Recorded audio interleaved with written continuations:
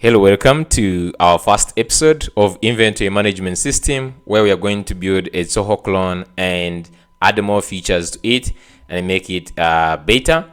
So today we launched it and we started our first episode, and already we have it running online. And in today's episode, we started by customizing everything, creating the from the landing page. So we did customize the landing page, added really nice sections. Okay, we added nice sections, as you can see here. These sections for features and the pricing and this. So we went ahead and first did the customization of our application. So we started with getting the starter kit and installing dependencies. We created a Git repo, added the environmental variables, seed. We cleaned up and customized the landing page, and we deployed our first version. We went ahead and modified the schema and more so to include the onboarding of users. So if you look at Zoho here, how they onboard users, you have to start by creating a company, and then from that company you can create users later in that company, so that we can invite users with different roles.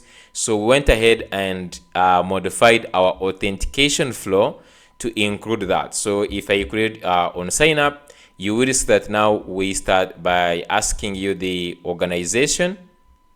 Okay, you can we start by asking you about the organization here. You add the first name, last name, so it will go ahead and create the organization. So I will go ahead and create one. So the country, I'm just going to leave it as Uganda. So you can just go ahead and fill in any of these details.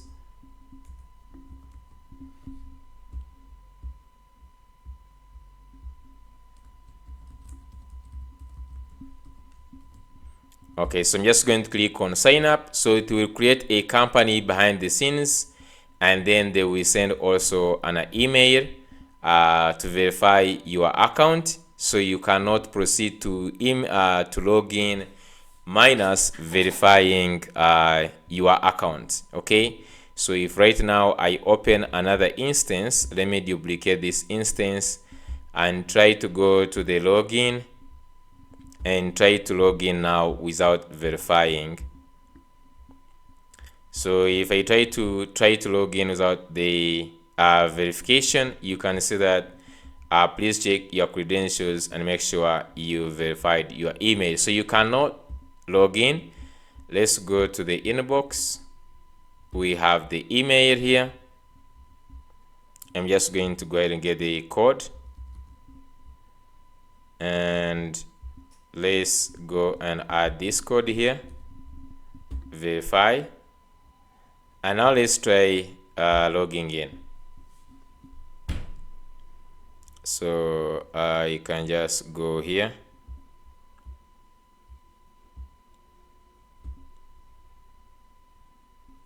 Okay, so you can see now since you are verified, you can just go ahead and log in. So you can see you have the organization name and the organization ID, and this is what we managed to do in today's session. It looks like something very small, but getting this even in the session, the name and the ID in the session of the user was really a lot of work, but we really managed to do this in the first episode. So this marked our first episode, and we have a lot coming up next. So just want you to simply grab a cup of coffee and let's get started.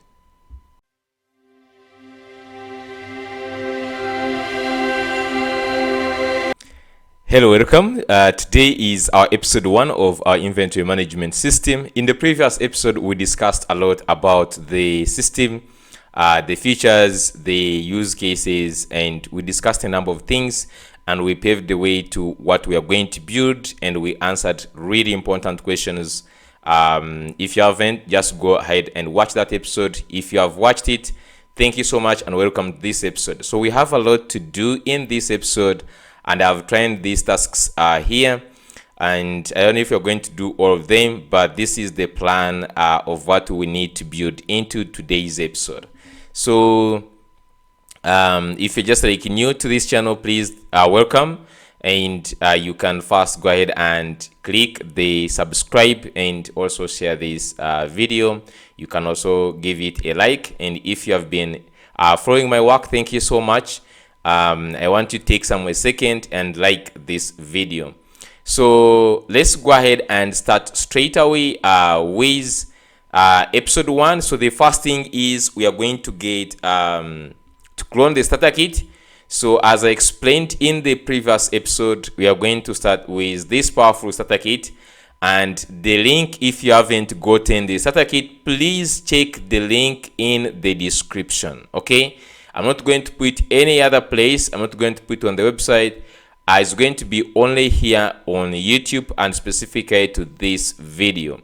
So go ahead and click on that link. It is only, as I said in the previous episode, it is only $30. And if you look at the what you get, to those who haven't just walked through, it is meant to be 100, and for purposes of making this an educational content, I made it at that. There is no way out there. You can just go and compare all the starter kits of Next.js and see the features they offer. There is no any matching starter kit that you're going to get out there that has the features that are in the starter kit, that has everything that is in this starter kit. There is no way.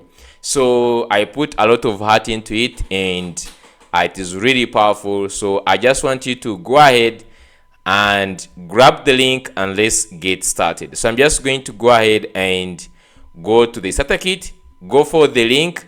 After all the instructions are there, get yourself to this point, and if you cannot, I'm also going to leave the WhatsApp. Join the WhatsApp group, and you can ask if you have any questions, or even my WhatsApp. You can just go ahead and ask questions that you're facing a challenge and you can't get the starter kit, and I will help you out to make sure that you get it.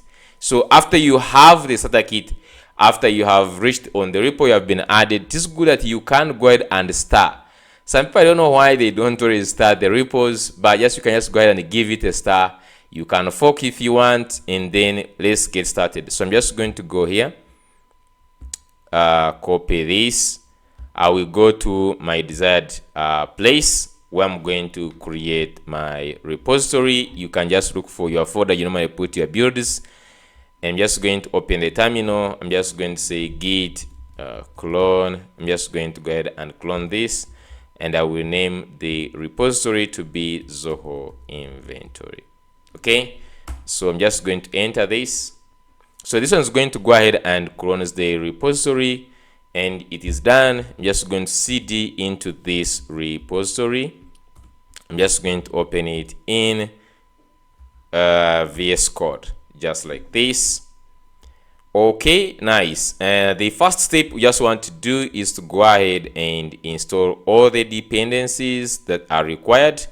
So just say pnpm install. If you don't have pnpm, you can first go ahead and install pnpm. Okay, so as it is installing pnpm, let's go ahead and look at other things that we need to do. So the first thing I always just do, if you clone someone's repository that is not your repository, is that you can first go ahead and remove their GitHub. So you normally just go to this and find this file that says .git. So this file here, we can just go ahead and delete it. And if you can't see this file .git, that means you don't have, you can just go ahead and say hidden extensions, show hidden files and extensions. This one show file extensions and also hidden files. Go ahead and add these ones. You'll be able to be seeing this file. So I'm just going to go ahead and delete this one. And after I'm done with that, so if I now clear this, you will see that this one is not initialized. So the first thing is we are going to go right away and put this on GitHub. So I'm just going to go on GitHub. Just go ahead and click on repositories. Click on new repository. I'm just going to name this as Zoho Inventory, just like this. And you can name it any, of course, any name. And then just going to make it private. I'm just going to go ahead and create the repository. Nice. So let me just go ahead and copy some of these things. I normally just copy from git commit, Control C, go back to the repository. I'm just going to first say git init. So this one is to initialize the repo since we removed the .git, git init, and git add dot. So this one will initialize and add all the files, and you can first check in this git ignore to see that you don't have the .env. You have the .env in here. Okay, so nice. So I'm just going to run this. So initialize the empty repository and added all the files. So you can just say go ahead and say git commit my first commit, and just enter this. So this one is going to go ahead and push this to your repository. So we right now already have our working repository. Nice. So after that is done, I'm just going to go ahead and clear this. I can close this file. So the first thing that I would also like to do, according to actually here, clone the starter kit, install dependencies, create the git repo. We have all those things done. So now let's add environmental variables, and then we're also going to do a walkthrough of the repository so that you understand what is going on. So the most important thing is to get some environmental variables. Not all of them are required. I'm just going to show you the ones which are so much required. So if you just go to this very repository that you have just created and you scroll down here, I have some sort of readme here. Okay, and you can just say here I have this clone, install dependencies, and all this. So if you go and check in the repository, it comes with this .example.env here. So this, let's create our env file. So I'm just going to right click and say .env, just like this. Copy everything in here, Control C, and just Control V. Add them in your .env. Now you can go ahead and delete this, or you can leave it. So we need the most important one is the database URL, resend API key, and the NextAuth take rate, and the Uploadthing token. These the Google and GitHub, these ones they are optional because I'm not going to use GitHub or I'm not going to use Google, but I already have it set up. So if you want to simply use it, is simply go ahead and add these ones. I also added how to get those ones in within here. So if you want to use this to use this one, sign up or to log in, they are already perfectly working. But I'm just going to use, we'll customize in a second. I will show you that we're not going to use this one. Okay, so I'm just going to go ahead and get the database URL. So depending on how you want to get a database, there are so many places right now that are giving databases. Let me open here this one. You can also go to Prisma.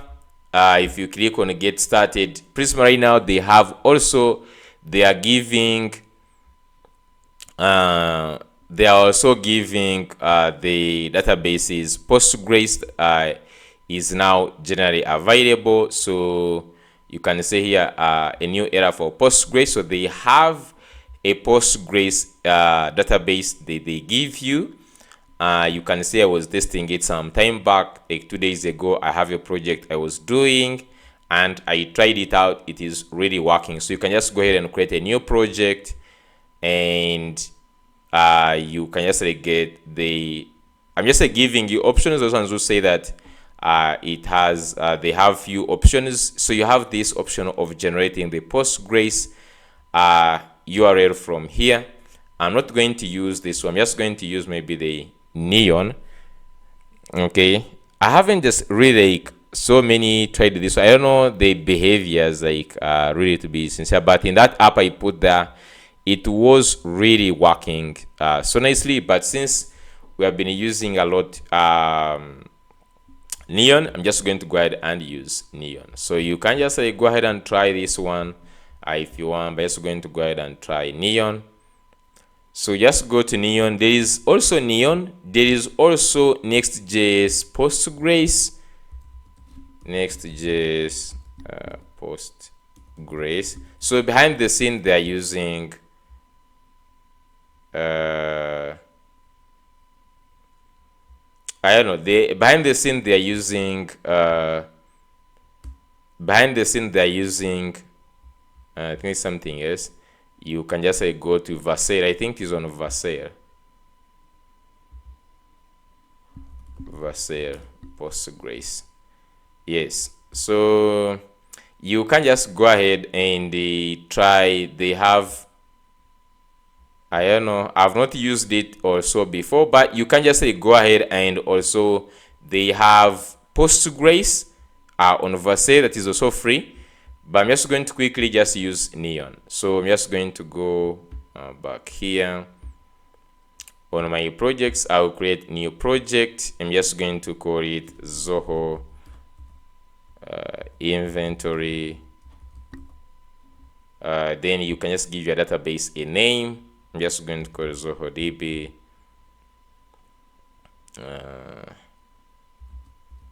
Just like this. I'm just going to leave it on Azure. I don't know like really which one is better for sure. I really don't know. But you can just like choose AWS, or you can just choose Azure. Like, I don't know which one is really near to me. I don't know. But they give you all the same things. Okay, they give you the same things. Honestly, I don't know which one of those ones is near. I'm just going to take the default. I'm just going to click on create, and I'm just going to go to where they say Prisma, and I'll just go get this env. So I'm just going to copy this and then go back to here into my environmental variables. I'm just going to go ahead and paste this.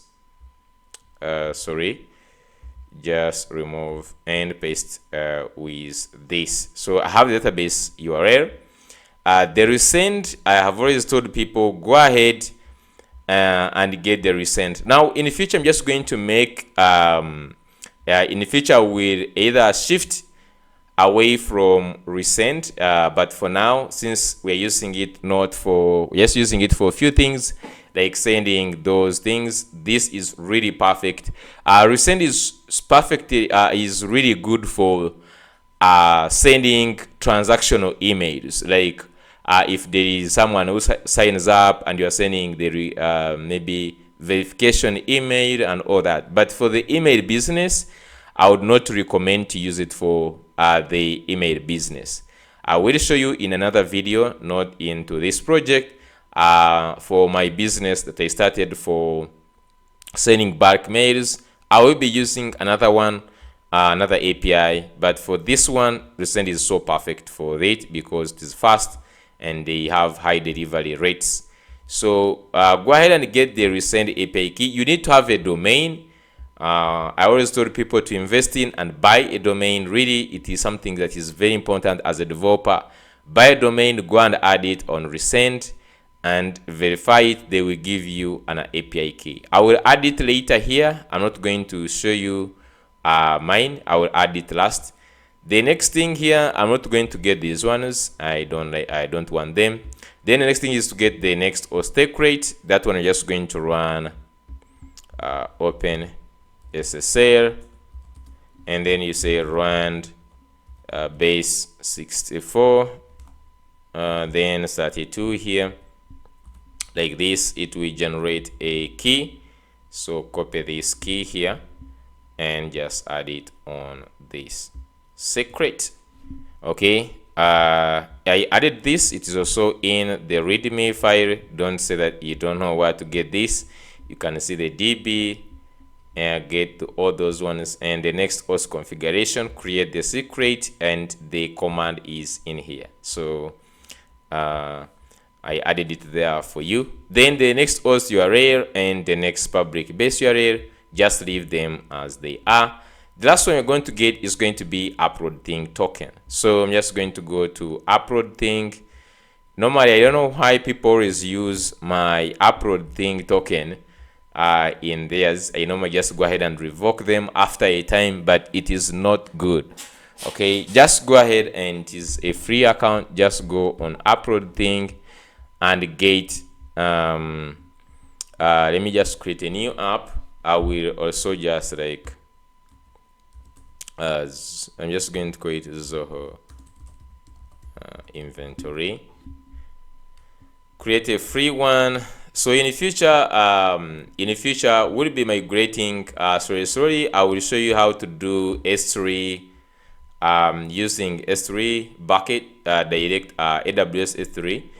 I've been doing a lot of research, like really trying to get into AWS. I'm really getting getting so much conversant with AWS. Most of the services will be taking with cloud in the future. So yeah, I have this in control really. Like when it comes to scaling, I really need to prepare ourselves so that if we reach time to scale, we can do it with ease. So I'm just going to go ahead and copy my token, and this is the point where I'm just going to pause. I'm just going to go here. I need to place my token here and also place the recent API key here. So I'm just going to pause for a second. I will come back when I've filled in these ones. Okay, so at this point, I'm assuming you have added all the required environmental variables, and now we're just going to continue with the walkthrough. So at this point, I think since we want to go through the walkthrough, the another step now just want to do is running the seed. So I'm just going to say here, run seed. Run seed, and so that we can just like really log in. There is no way we can log in without doing the seed file. So I'm just going to say first of all, let's run the migrations. I don't know if these steps are inside the here. So after you have done this database setup, so you can see, please we have to go ahead and do this. So before we do pnpm prisma db push, I think we need to do one more step. We'll have to definitely add it there in the kit. So one more step is to generate the migrations. So I'm just going to go ahead and delete this migration file. If you have it, you can just go ahead and delete the migration file. So normally the first thing is always run npx prisma migrate dev -- init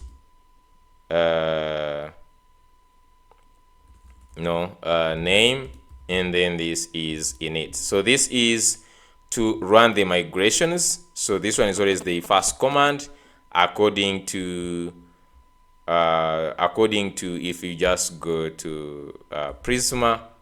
So the Prisma, that is one command that they recommend. So if you just go to database here, Prisma migrate, I'm not sure, workflow and getting started, but after this you can see npx prisma migrate. This one creates the migration. It's just always number 1 here. So you pass in this and this, it will create the migrations. Okay, nice. So just go ahead and do this. npx prisma migrate Dave. So after creating the migrations, it will just go ahead and get all this schema that we have here. Okay, and then to just create the migration file for it. So the second thing that you're just going to do is now running npx. They're just like talking about the migrations. So the next thing after that is when you're just going to run pnpm prisma db push or npx prisma db push. Okay, just taking some time. Okay, so it went ahead and you can see applying migrations following has been created and applied to the new schema changes. Your database is now in sync with your Prisma, and they also generated the Prisma client and everything. So we can just see npx prisma db push, just to make sure that everything has been pushed. Okay, just make sure that everything has been pushed to that. So the migrations, you can see them here, they have been generated. Nice, database is already in sync. So I think after running this first one, the migrations, you might not need even to do npx prisma db push. Okay, so that is good. I'm just going to do one more thing right now, is to do the seeding. So the seeding, if you just like to walk you through what the seeding is doing, basically you can see here is creating, if I just go you how they configure this. So you start with this main function. So if you want to create a seed, normally this is what you do. You create the main function, you just go to prisma seed.ts and create this main function, and then you call this main function here. You can see this is how you call it. And in the main function, if you look at it, I'm having a try catch, and I'm first cleaning up the DB if it has anything in it, and then seed the new data.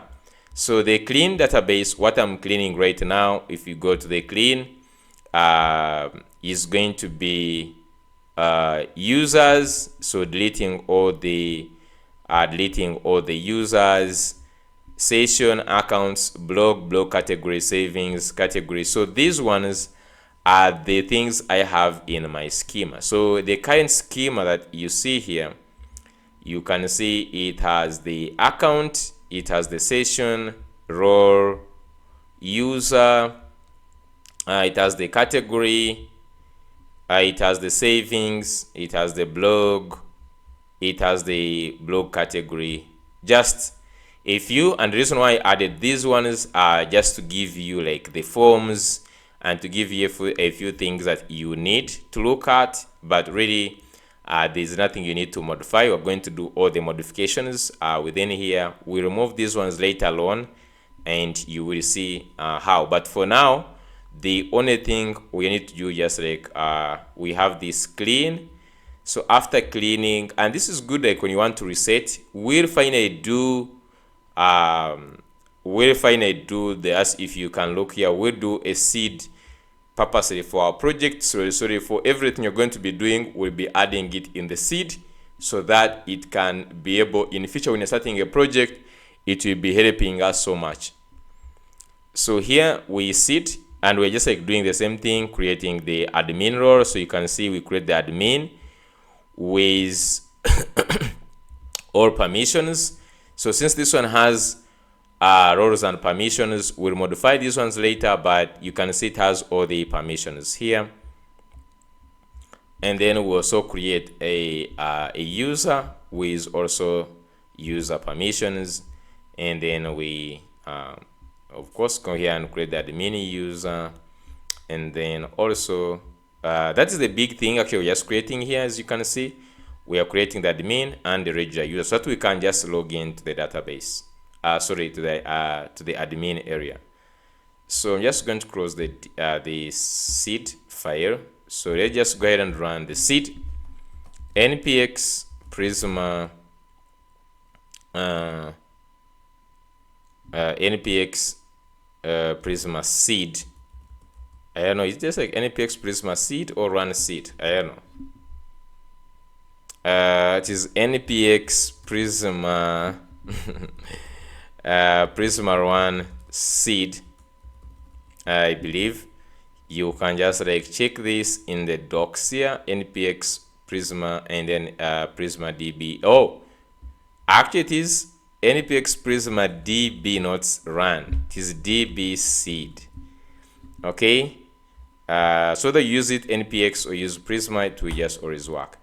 So this one is going to go ahead and create for us the user.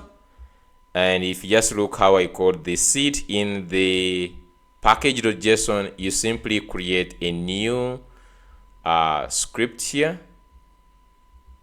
Just simply go to where we have the scripts. You see I have a one for Prisma and I added the seed command. That's how it is able to do the seeding nicely.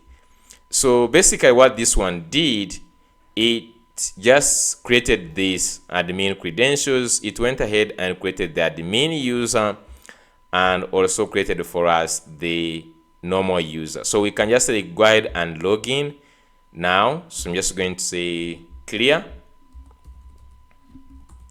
I'm just going to say pnpm dev.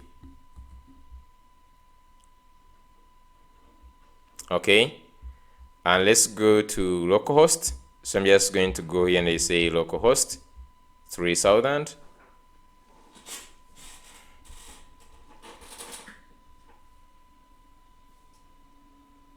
So this one is just going to go ahead and start the development server, and we're using Next 15, of course. So in the future, if you're watching this, great. So this is how it looks currently. Let's go ahead and log in.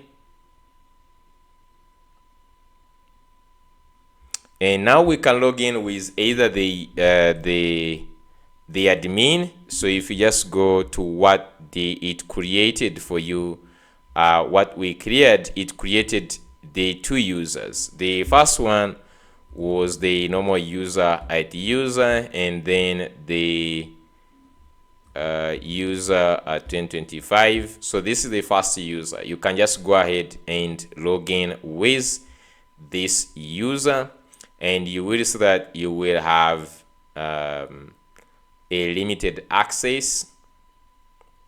Okay, so you see you have few things here, like inventory, then orders, and then live. So you see we have a normal user in the session. The dashboard is not dynamic, just a static thing that we are going to implement.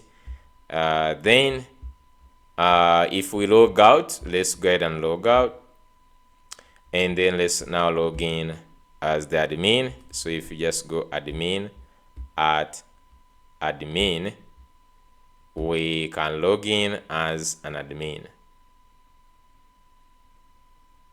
Okay, so we see we have all these things, and this is exactly what we use to control the roles and permission. So basically the things that are already there, like the blogs, if you want, we'll clean up all these ones. The ones we don't want, we clean up, don't really worry. But we have like blogs and blog categories that you can just like go ahead and look at these. All these ones are working.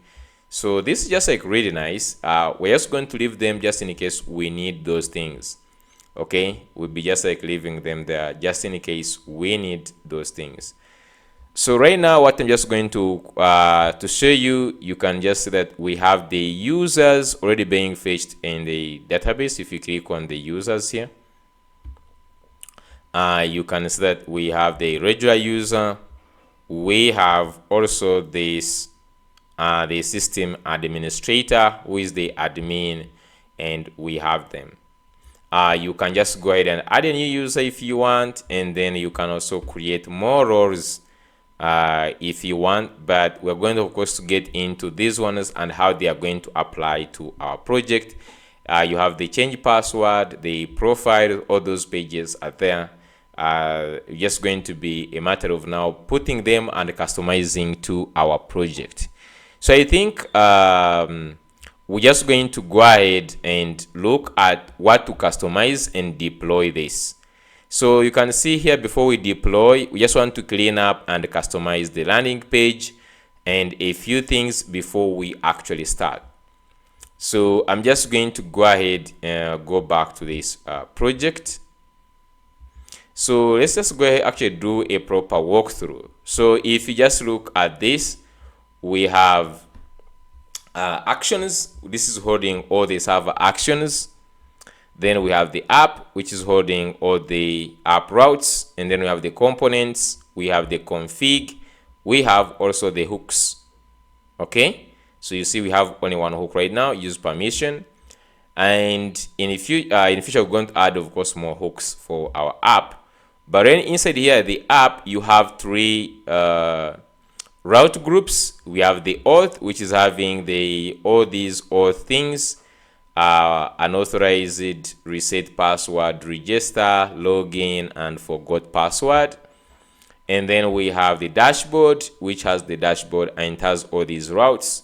The blogs, it has the categories, the change password, and the users. Then inside the users, you have the roles, and inside the roles is why you have the page for the roles, and you have also the why you can create the new role here. You can see the role form and all that. Then for every of these routes, you will see that we have, if I go, for instance, into blogs and you go to, you see that you can just check from maybe the users or something. You can see you have the layouts, and in the layouts we have, for instance, this. Okay, and you can see await check permission, and we have here user.read. Okay, so just going to talk about this, how the permissions are working. We'll explain really more when it comes to implementing them into our system, but basically we are having them implementing this.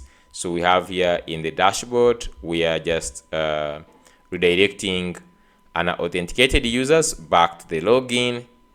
And yeah, so basically that's it. I'm just going to go through another important file, is that this config has a lot of files. Okay, so it has the auth. This is one which is having the auth options for the NextAuth.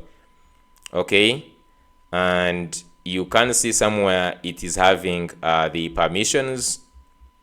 You don't need to get worried about here because we have all the providers configured for you, the GitHub, the Google, and then the credentials, the one we are going to use. This is just a normal thing here of getting the users, and you can see we now modified this to include the roles.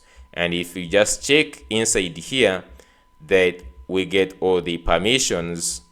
And if you look in what we return, you can see I return all the roles. So when a user is logged in, actually in the session is already having the roles.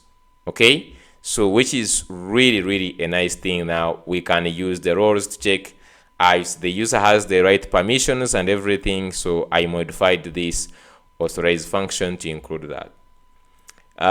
Then the meta. So the meta is talking about this is the information that you can customize on the whole entire website. This one has a lot of things you can customize.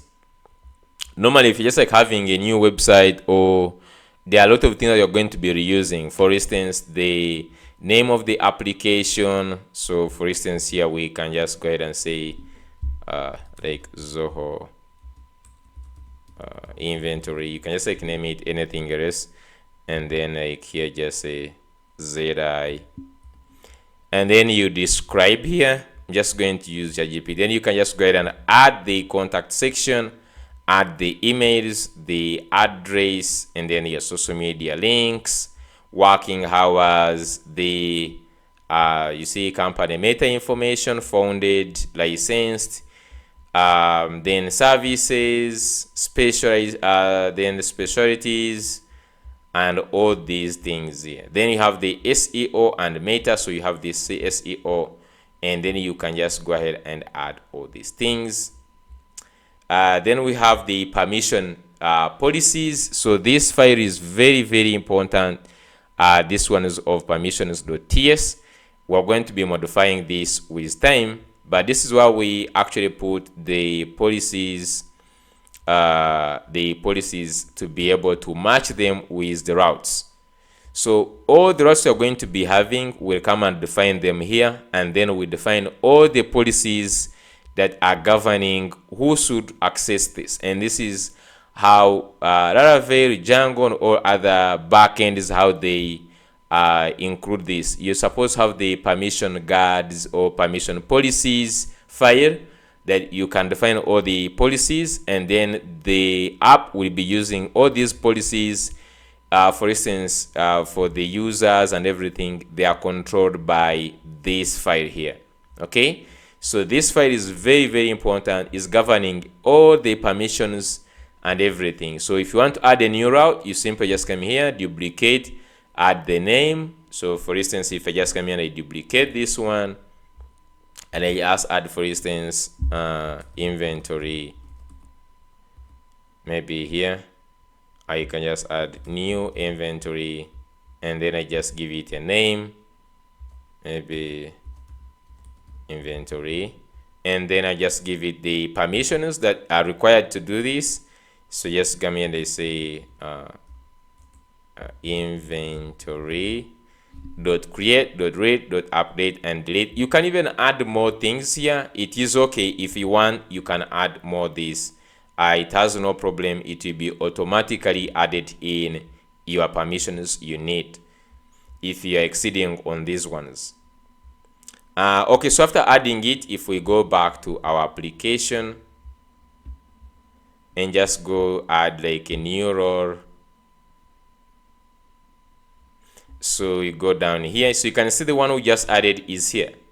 So you see now it is just as simple as that. You simply create, go in the permission files, just add a new one, and this one is going to be automatically added here. Okay, so this is really great, and we're using this even in the sidebar. We're using it in so many places, so it is always really, really nice to apply these ones. Okay, so that's how you can just like add a new one. I'm just going to go ahead and remove this for now. Then these ones are a bunch of files for that is going to be helping us to make sure that you can get the server permissions, the server and everything. You don't need to worry about this permission gate. We'll be using these gates to control who is logged in and who is not. Then we have the sidebar. So now the sidebar is also getting from here. So all the links you want to appear on the sidebar is here, and you also define the permissions a person needs to be able to see them. So for instance, the permission you need for the users, you see here you need the read. Okay, and then the drop down, if you want to see this, just see this route here, you need only just the read permission. But then you can see if you had to see this the drop down links, they also has their own permissions. You see, so this is, you're going to also control the whole entire sidebar, and the links that you are seeing, you will see them depending here. You can see if you have only like the users read. So this is how we are going to be defining all the links that we're going to be using in our app that you are seeing here on the sidebar. Whether you are just going to be a system administrator or not, this will be controlled from this file. So this file is also very important. And then we have the use auth that is also giving us where you can check the permissions. You can get the authenticated user, and you can see this returns back the authenticated user. Then check any permission. You're going to be using these ones really. I try to also add in the down here how to use some of these things, like authorization here. The server, you can just go ahead and just use const has permission from get server permissions and direct the permission check. For instance, if has no permission of user.read, then you can go ahead and return this. Else, then you can just see this. Then on the client side, you can also use the use permission. We have the hooks for the server and the ones for the client. So we have both the server side and the client side. So nice. So that is about the config. That was really the hardest, only the hardest part, I think, to understand, of which you don't need to understand because I'm going to again explain it in the form of the inventory. Here I'm just like taking you through what is there.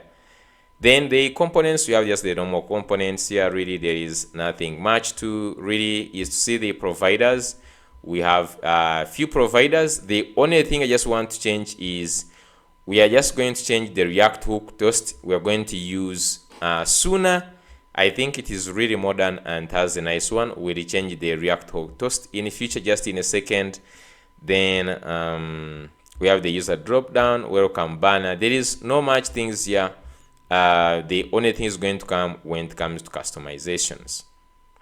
So I would want to customize a little bit this what is our app.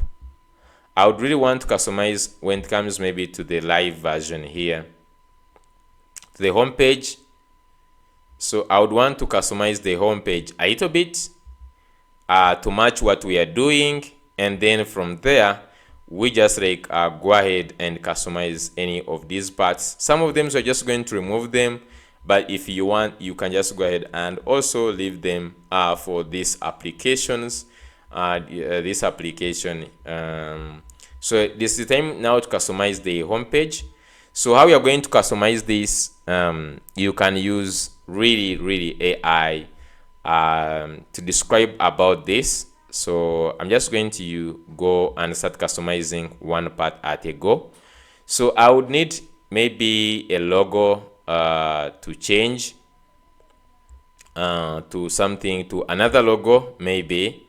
So we have a logo component. If you say just like Control P, just do Control P, and then you can search for a logo like this. And this is where the logo is located. So you can just go ahead and remove this logo here and just go ahead and press your own logo. So you can see we have the Hubstack logo. It is inside here. You can just go ahead and place your own SVG of your own logo inside here and then export that. Okay, so I'm just going to first leave the logo again. Really that's not something I'm just going to change right now, but just like want to change these features. So I'm just going to go to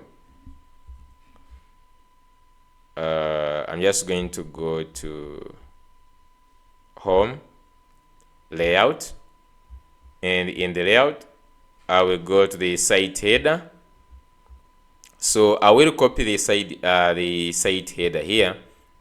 The only thing I just like really want to change is going to be these features here. Okay, I will just change this. So I'm just going to go ahead to cloud. There's someone who asked me that, are you advertising cloud?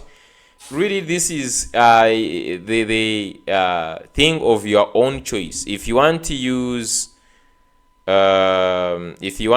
ChatGPT, sorry. If you want to use ChatGPT, you can just go ahead. If you are just like wanting to use ChatGPT, you can just go ahead and use ChatGPT into this. Any LLM, any chatbot of your choice can work. Other people are using Lovable, others are using V0, and others are using that. So you can just use any of your choice.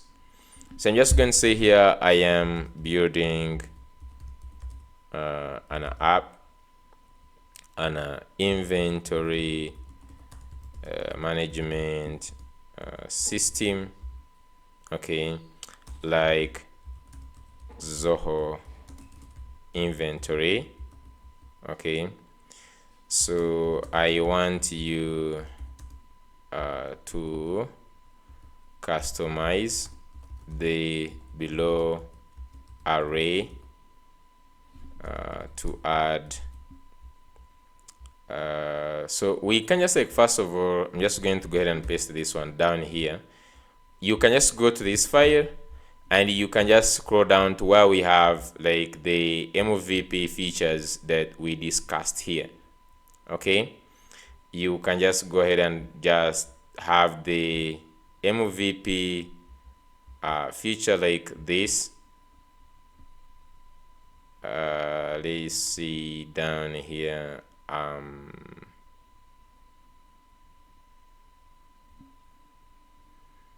Not sure. Okay, so the MVP, and okay, so you can just go ahead and just tell it that inventory like Zoho, and I am looking forward to create my app with the following core maybe features, and then you can just go ahead and add these features. And then I'm just going to say here, so I will just say, okay, I will just say below is an array, okay, is an array of features. Can you customize them according to my inventory app, just like this. So you just go ahead and just give us the same thing, but just giving us in terms of our features depending on what we added. Okay, so nice.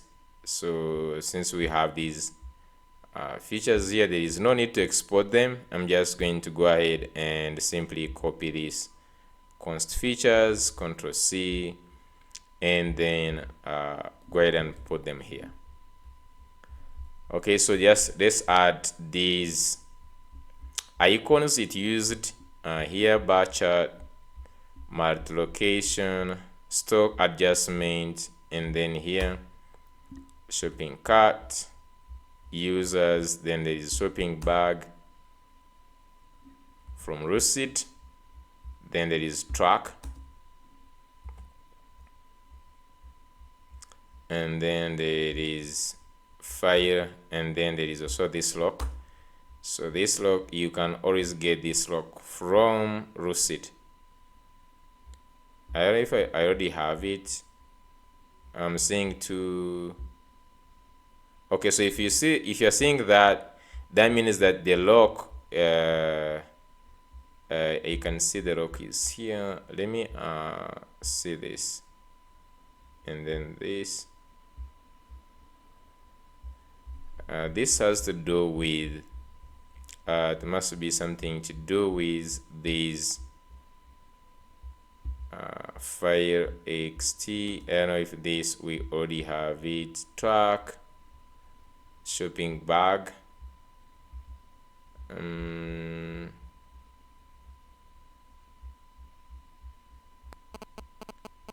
database, bar chart, map.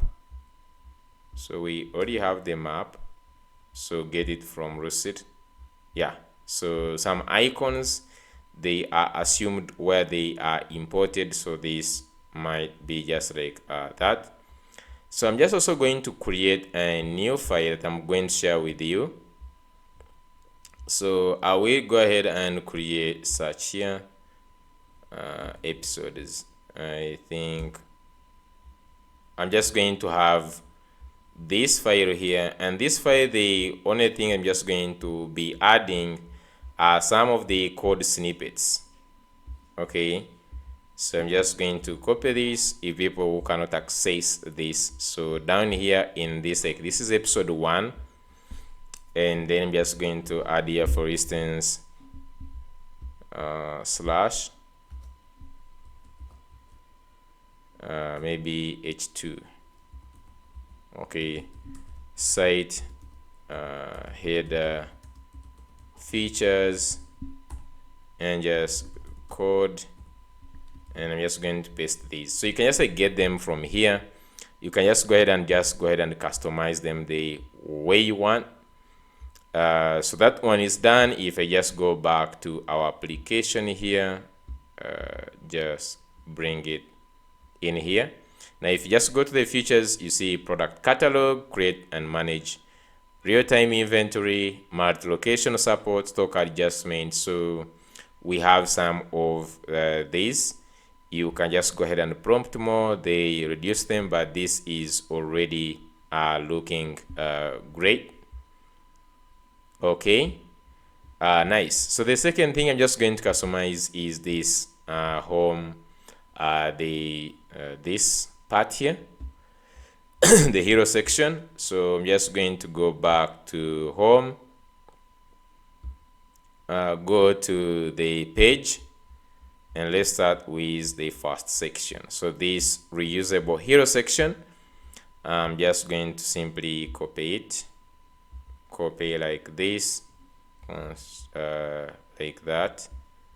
I'm just going to take it to the same place. I'm just say that you want you to customize the hero section of my inventory app.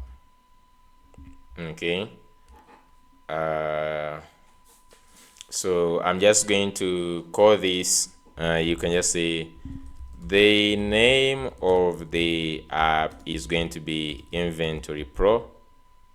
I always like adding the Pro, just like this. Okay, so you should just like understand and customize it according to our app. Okay, just going to get this, copy, and simply replace this. Okay, so the only thing just going to add are these icons. So it added this database icon, the bar chart icon, then the shopping cart icon. So just make sure that you get these ones from Roosted, and good. So for this one, we're just going to put these ones also just in a second. But it has added simplify inventory management with Inventory Pro. So it has taken the name Inventory Pro, which we're just going to use in our app. So okay, so I don't know, this area is about what, but it just looks like might be some icon or something. So here theme light, and then we have the text, and then we have simplify your inventory management with Pro. Then there's here background neutral. I'm not seeing any errors. Really, I'm not seeing any errors. Let me just remove some of these things here.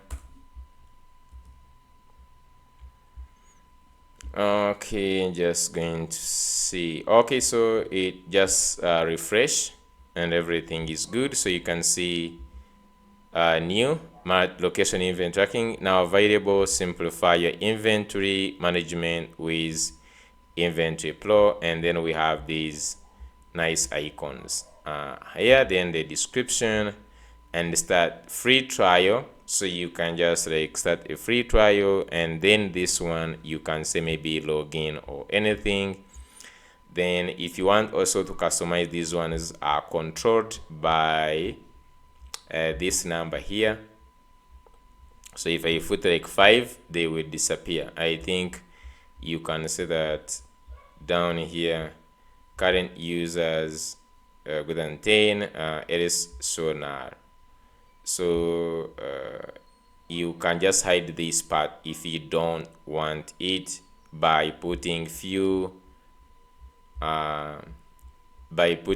current users. So in the future, this you get these from the normal users who are signed up. Right now, just like put a normal number just like that to show this. So if we just go into the reusable hero section, is really just like a component. The way you see shadow components, you don't need to really worry about these ones. The only advantage is that we can customize it the way we want. Okay, we can really customize it the way we want. For example, if you go back to page, we can change this to, for instance, the dark mode, just the theme. If you're interested to make this like dark mode, you can just go ahead and change this into dark mode. So this is going to change it to the dark like this.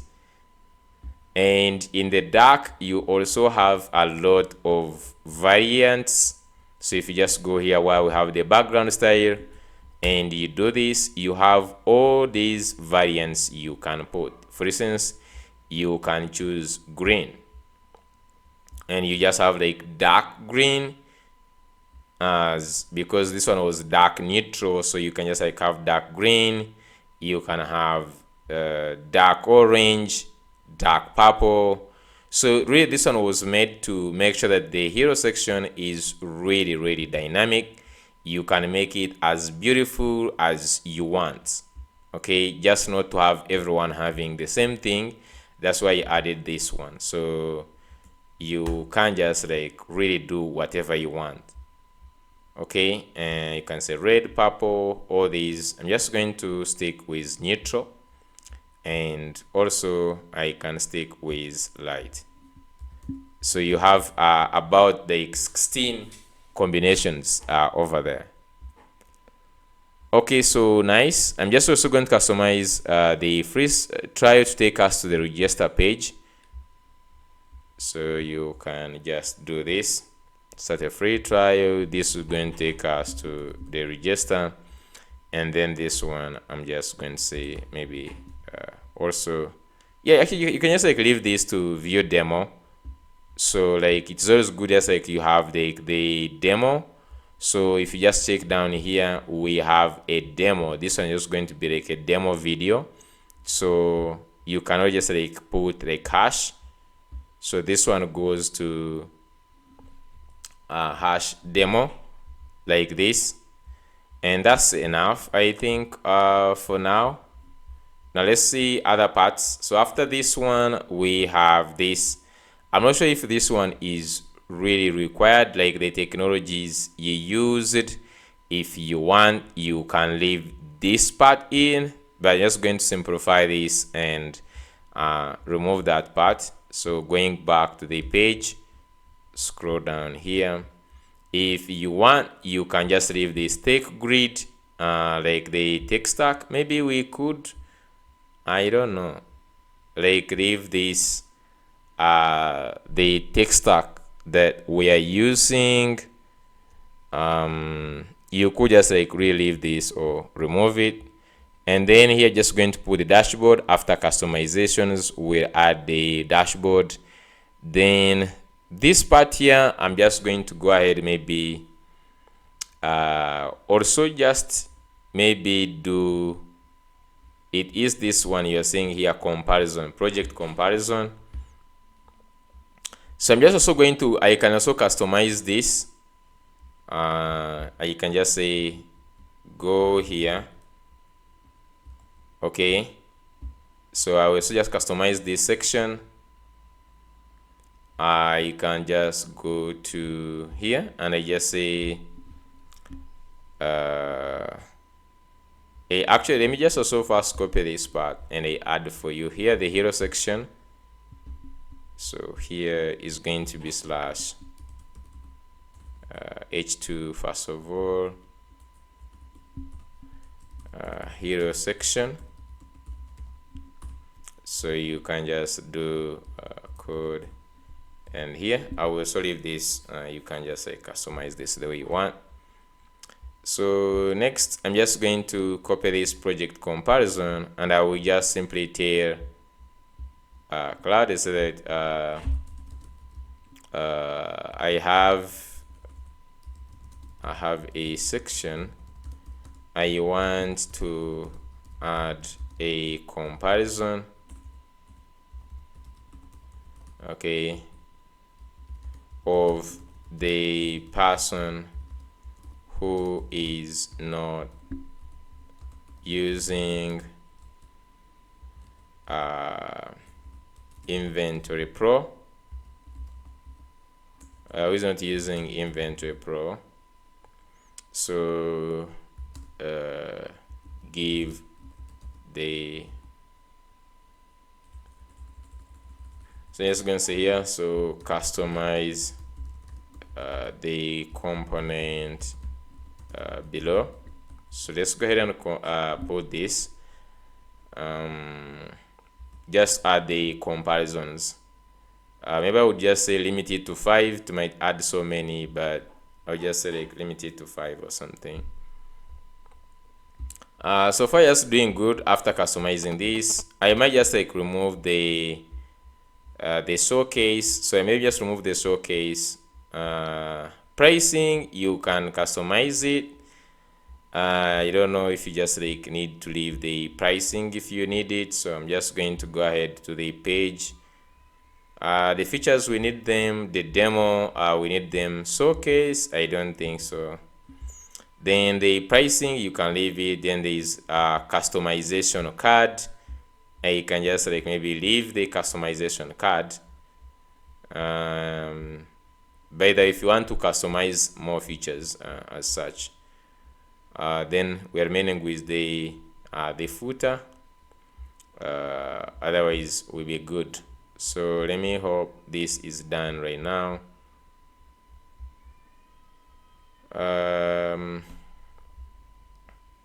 don't know. I'm just going to go and try to go to this component, which is like the comparison component, project comparison. Let me hope it did not change much things. It just like simply maybe added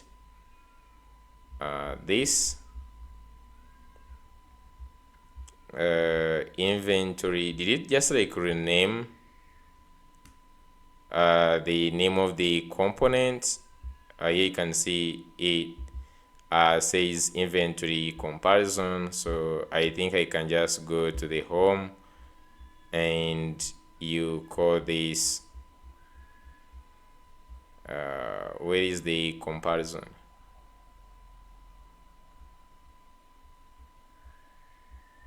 Okay, here inventory comparison. Then you know, if you're supposed to add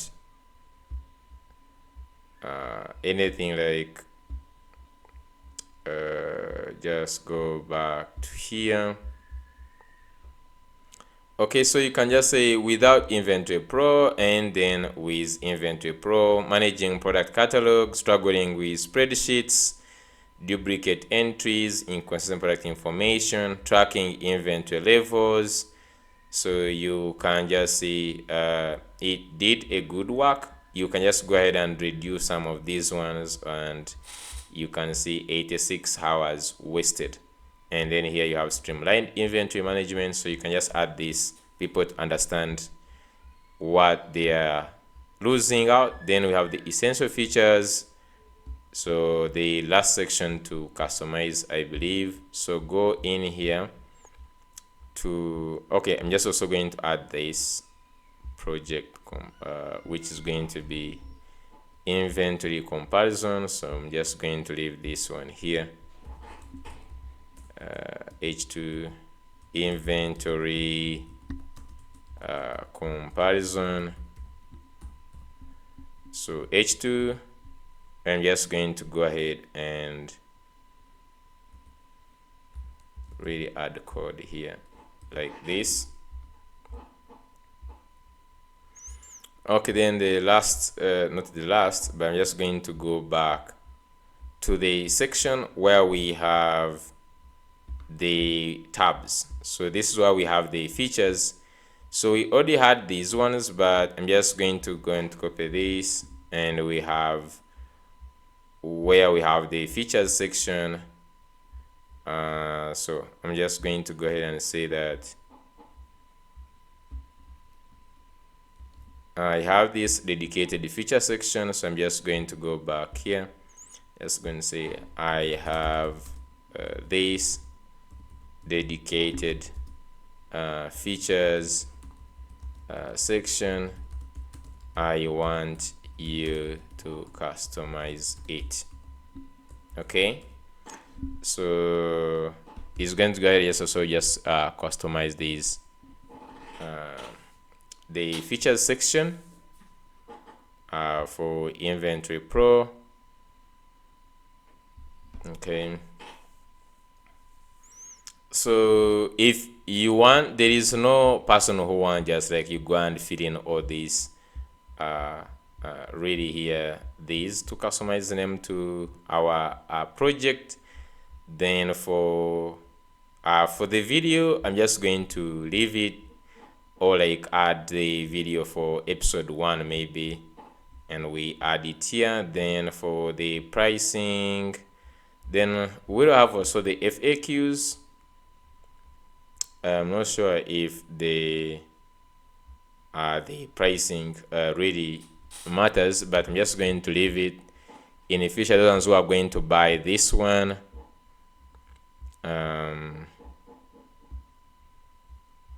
okay, so it done. I'm just going to get this, go back to the tabs like this. So it called them inventory features tabs. I'm not seeing any errors here, so I'm just going to go back to this. And by the way, just go on top here, remove this project comparison, remove the showcase. The things that we are not using, please just remove them here. Okay, just go back here to our app. Okay, so you can see it actually changed and added some nice colors. So products, product catalog management, SKU, hierarchy, product import and export capabilities, barcode, minimal stock, then cost and this, then tracking, real-time inventory tracking, email and in-app notification for inventory, locations, multi-location support, adjustment, stock adjustment, sales, customers, purchasing, supplies, reports, and then users. So we have all these nice things that we're going to have. Granular permission settings, which is really great. So that one is also customized. Then for the video, I can just like maybe first leave it, or I could just go on YouTube and grab the video, grab the URL, and so it is very easy. Just go to YouTube and get the video. So just here, and let me just go to this. Okay, just go to share. By the way, if you haven't liked the video, please go ahead and like. So this video here, if you just like look at this section for that, they just go down here. I'm just going to also add for you these inventory features just in a second. So if you just look at this, you need this embed. Okay, you just need the embed. So just go to embed. So the only link you just need is this HTTP embed thing, this one.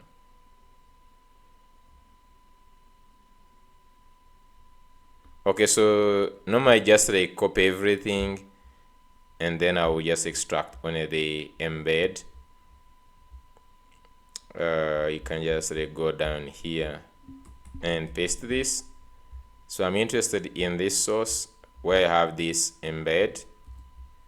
So come and just add this URL here, just like this, and now I can remove the iframe. Okay, so that's the only thing you need. I'm just going to first add for you this code, and then just like go to here to episode 1. So here we just have like h2 inventory tab features section, then code like so. So you can just like easily get these ones nice and done. Okay, so you can see the video has been put here, so that's nice. Next is the pricing. Okay, so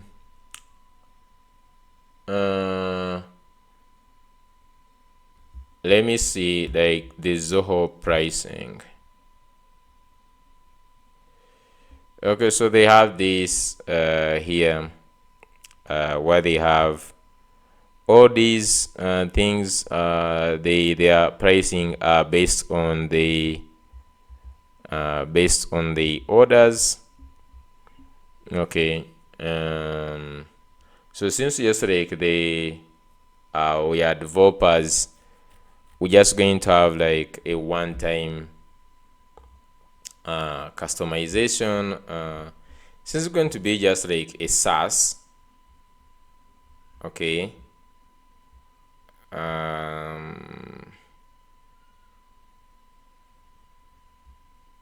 just going to tell you just to have, I don't know if we just like have this, I don't know how we can customize it to be like to have to, I don't know if it can just like modify this to two pricing tiers. I just like need to have to change this pricing card. So go back to the home and then to the pricing card. I'm just going to say that I was just going to say that you change. So just going to say here also I want to modify the pricing. So I want to have two tiers for basic user. I don't know how we can just like price this because this is really very tricky here. Can I say for inflow, let's say inflow pricing. So you can also just go ahead and say inflow inventory, just look at their pricing.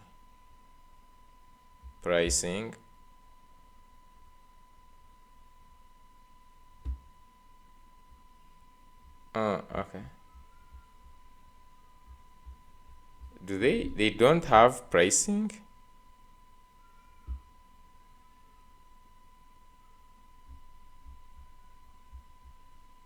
Oh, okay. So they have the annual and monthly. So we can just go with this here. Small businesses starts at 436 per month. Okay.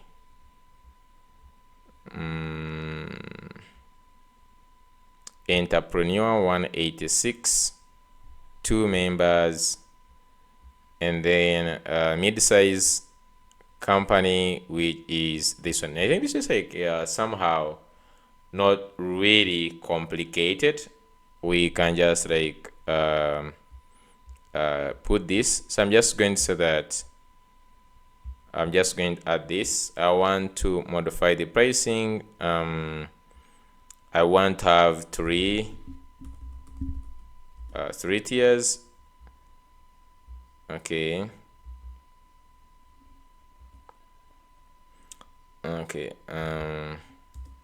As shown in the image.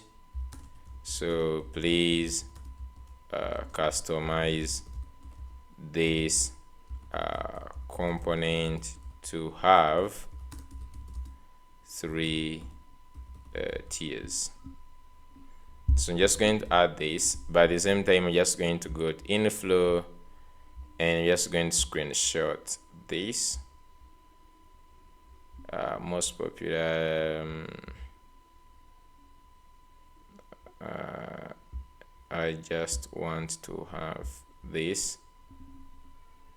Okay, maybe for the I'm just going to click on annual. Maybe the price is to cool down.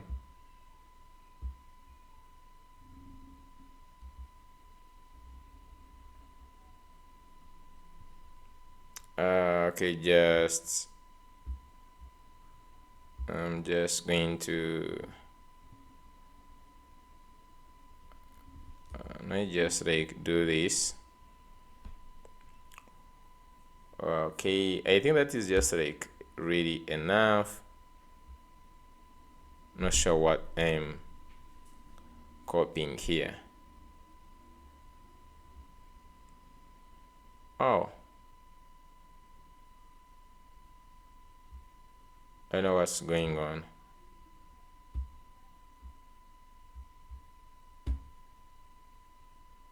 Full page capturing. How can I cancel this?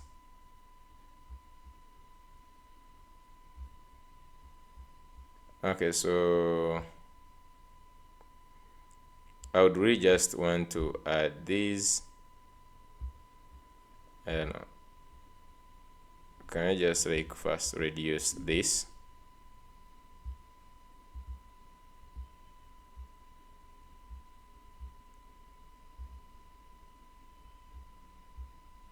And then move this to somewhere here.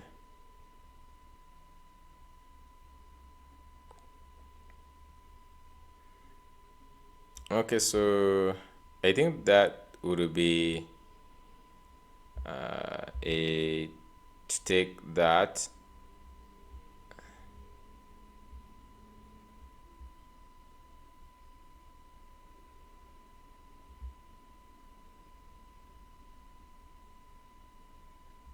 Okay. Okay, so when it reaches at that point, it is stuck. So I'm just going to scroll up this point. I'm just going to go ahead and copy this and just going to add it here. Okay, so I want to modify the pricing. I want to have 3 tiers as shown in the image. So please customize this component to have the 3 tiers. Okay, it should look really great and responsive. Okay, so I'm just going to add this. I don't know if I added the previous section in here. Yeah, the tabs. I think the previous one was the tabs. they are really looking nice. I'm just like waiting to customize this header, the navigation, this one here. I will change that to Inventory Pro. Okay. We are remaining with a few sections.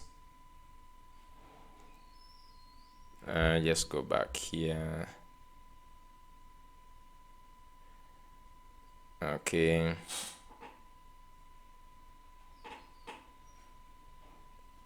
So some of the things which have no much logic, really, you might just not need to concentrate on it. So as this pricing, I will replace with this one. So it is now pricing tiers. Okay, we have some 4 errors. Comparison dot midsize. So if you just look at the array, what might be missing here is the types. So if you wanted, you could just go ahead and add types by yourself. What is just like really missing here is the types. So I'm just going to add there, say that please add types. So just go ahead and add the types so that everything is really showing where. Okay, let's just add types.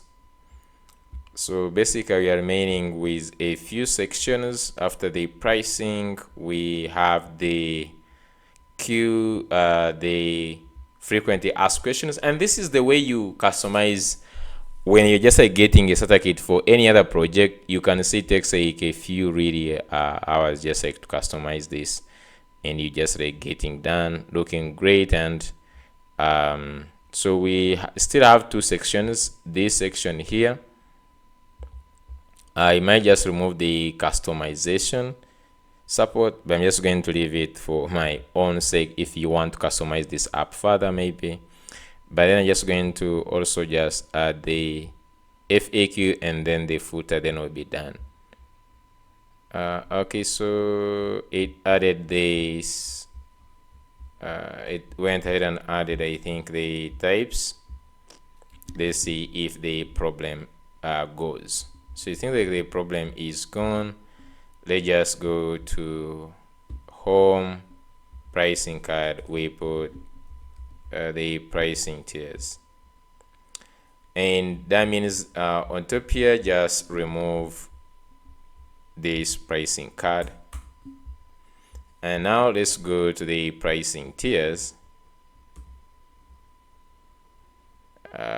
Pricing. Where is the these pricing tiers?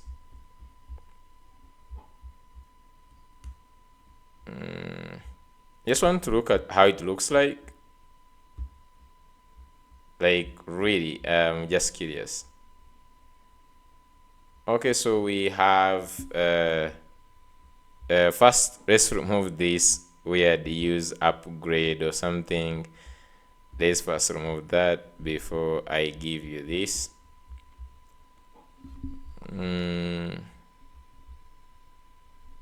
So if you just go down here, choose the plan that you need, scalable, so is dark. Down here, they're starting with which plan. So there is this, you can upgrade these. You can upgrade these aspects of each plan set you need. So we can just look for that text. You can upgrade. So this one, so you can see it is added in the flex wrap. So really we don't need this node. Okay, we don't really need that node, so it should now go. Okay, so now we have this most popular, then like entrepreneur. Okay, so first of all, what you could do is if I just say BG red 500, just I want to see this where it is surrounded, like where does it stop?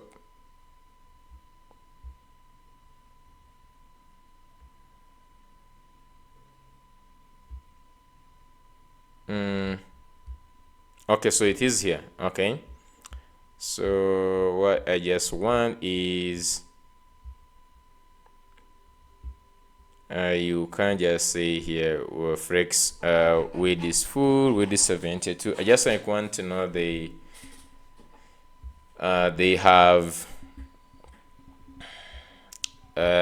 this control that MD width is 72. So then this is the entrepreneur, the business plan, also then 72, and then this 72. This is the small, and then also the mid-size plan. So if you want to customize this, I think further we can just like change this.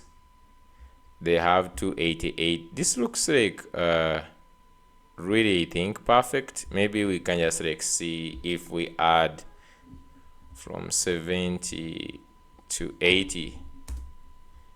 We have 80. Let me just try 80 and see. And then even this one to be 80.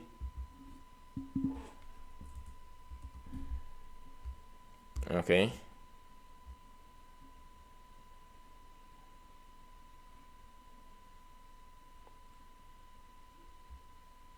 And in fact, we could just like give it like a third if we wanted like to really feel this.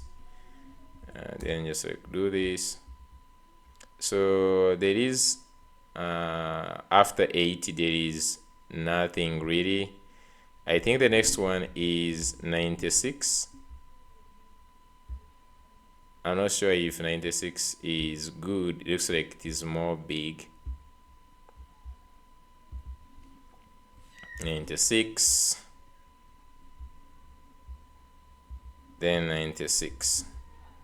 Okay, let's just like see.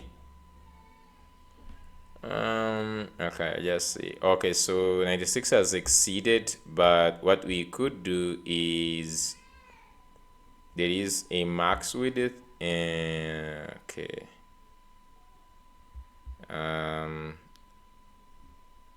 I think, yeah, it has really exceeded. So let's stick to 80. I'm just going to stick with 80. Is much far better.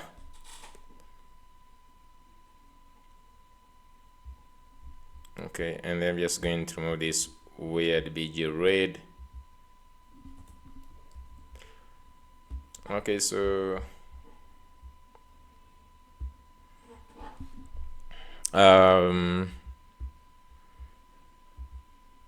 this is looking great. And then it says here, nice, need customization, enterprise solution, and then there is this contactor. So I'm just going to remove this customization support since we have the card for customization. So this one, I will remove it. The last one is now FAQ. So let me also give you the pricing tiers. So down here, we're just going to say pricing tiers section. Pricing tiers, and then like code. Okay, so and the next thing is, so we have these pricing, then customization, So the next thing I think the second last to customize here on the landing page is going to be the FAQs. So you can just go here in the FAQs, and I will just need to customize the FAQs. So here, let's customize the FAQs. Okay. So the last one we're just going to have is going to be the footer. So here just going to add like a few FAQs that we can really use. I would just given it only this array for sure. There was no need of giving it even this down part here.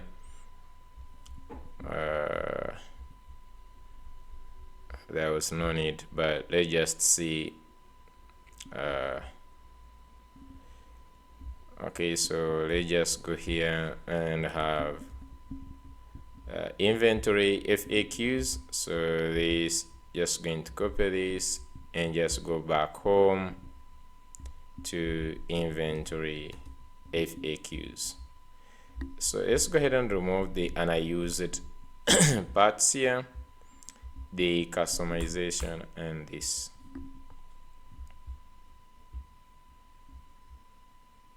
Okay, so going back here, okay, so it has here this frequently asked common questions about the inventory pro, get answers, and then down here, how does inventory pro help stockouts? And then we have the answer, can I manage inventory across multiple store locations? Absolutely, it's designed with multiple location support as a core feature. And then how does the purchase order system work? Our purchase order system sends the entire procurement process. You can create purchase orders with few clicks, track the sales from the creation of fulfillment, and blah blah. So it has all these added the nice thing here that we have going on right now. So I'm just going to go ahead and get you also this component for the not this one, for the FAQs. So FAQs here.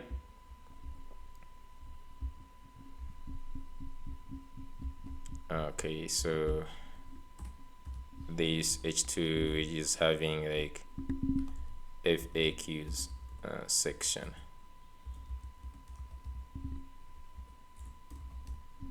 Okay, just go here and just say code, and let's just add these FAQs. And finally we have is the footer. So if you just go back to the layout, so there we have the footer. Now for the footer, basically if we could just go ahead and add these links for sure. There is no much thing that is needed here. Okay, there is no much things that are added here, but if we wanted, we could just go and also add that. Okay, so let me see if it can customize the footer also.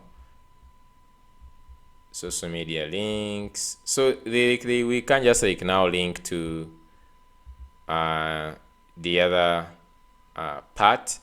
Like you can just go ahead and customize this. The logo is there, then the nav items, pricing, documentation, and all this. Let's see. Then just going to say here customize, customize the footer. Okay,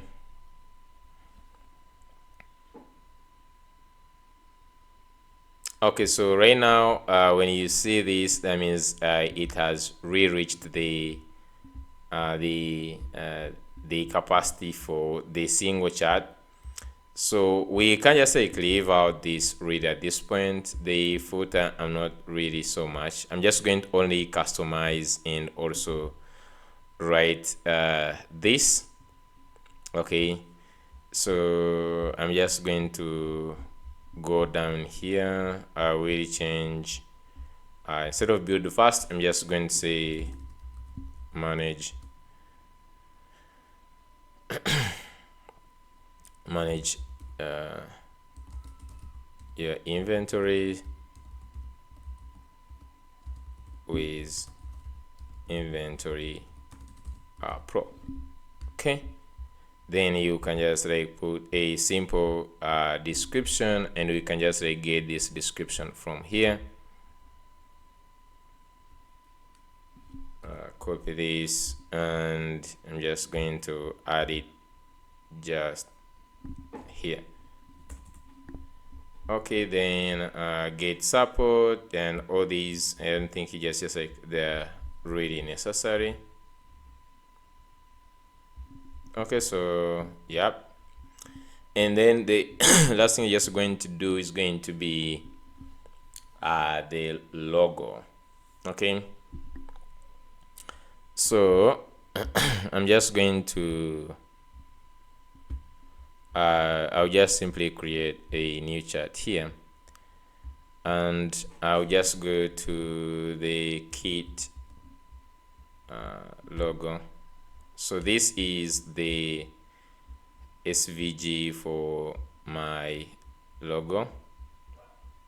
Okay, so the good thing is you can just like go ahead and generate the SVG. So I'm just going to say here that I have a company called Inventory Pro. Okay, and I'm just going to paste the logo here, and I'm just going to copy some of the description of what we do. Offers complete solutions for business track products and blah blah, and just like this. I'm just going to go ahead and add this here. So Env Code Pro, and here is what we do. Okay, so I'm just going to say I want to create an SVG logo to use in my Inventory Pro app. So I have a logo for I have a logo component for another app. I want you to customize it just like this. So next we can say leave all the props, just modify the SVG to have the inventory pro, and also add a simple slogan. So just like see if you can just like change this logo. So you can just like create your own you can just like go ahead and create your own logo. I'm not sure how this one is going to look like. Sometimes it can be like a hassle of a bit, like changing, keep on like changing. So I'm just going to say, so it keeps all these things the way they are. So the only thing we just need to go is in the logo, and then like change to inventory logo, and just going so much curious of how. Okay, the icon maybe is looking really weird. Maybe I'm just going to tell it to smart. It says smart stock management solution. So I don't know if we just like could even just tell it to leave out the icon. The icon really looks like really weird. I don't like it. So I'm just going to say, maybe just going to say just like leave out the icon. Just have the logo, title, inventory, pro, and then the slogan only. Slogan only. So could just like go ahead and leave out. Okay, so maybe let's first see if we can just like remove that by ourselves. So gradient definition, stop the text. So the text starts from here, then the tagline. So basically this is the icon and the gradient. So I could just like remove this. Okay, it did accept change here. I'm not sure how this one looks. Let me copy it and see the. Okay, this one looks great. Let me first like look at what it changed, if it is maybe much better or something. Otherwise, we just like go back to this. Let's first look at this.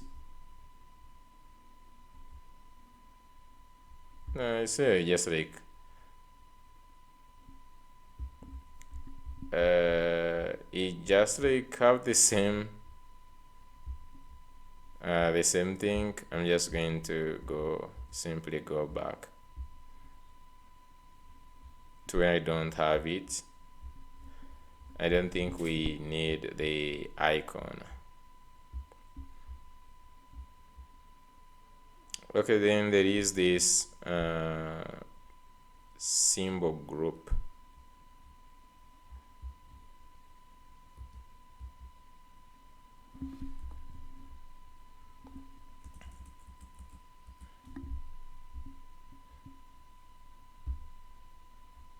Okay, then let's see this. Then remove this. You can just of course go to you could just go to Photoshop, really Illustrator, and create this. You don't need to make it even an SVG. I'm just like making it an SVG because I already had the SVG. So by this, you see this changes everywhere. But basically, you could also just go ahead, and since this is an SVG, you could just do this. We could just do this code wise if you don't want the SVG, or for some reason you want to have a lot of control. You could just go ahead and remove this, and we simply have this one done using the code. I don't know which one is better, really. I don't know.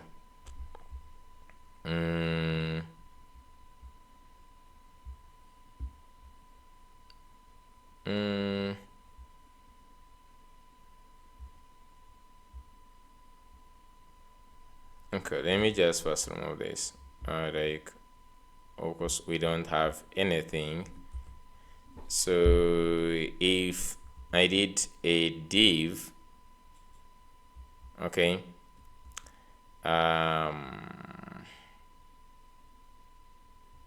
Okay, yeah, for now, just going to leave this SVG really. I'm not going to waste like really more time. The only problem I have is that it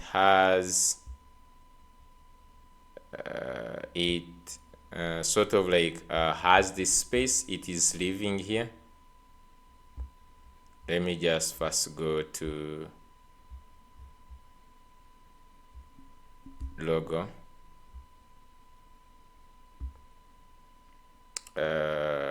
So you can also pass in the class name. If you say like bgred 500, like what does this? Oh, so you can see this. There is like a space for this.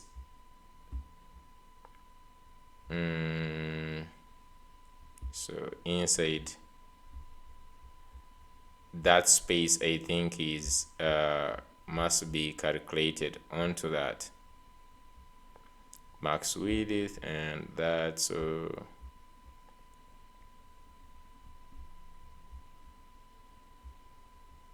okay, so what I'm just going to do instead, I'm just going to do this. I didn't want to do it, but I just like do h2 and just going to do this, then change this to span, and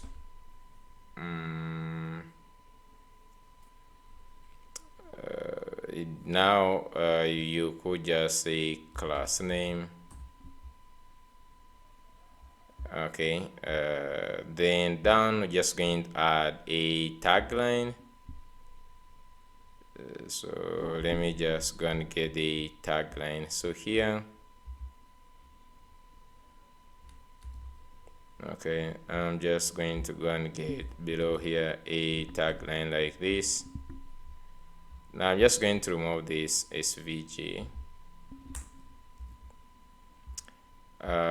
So right now I will just first add these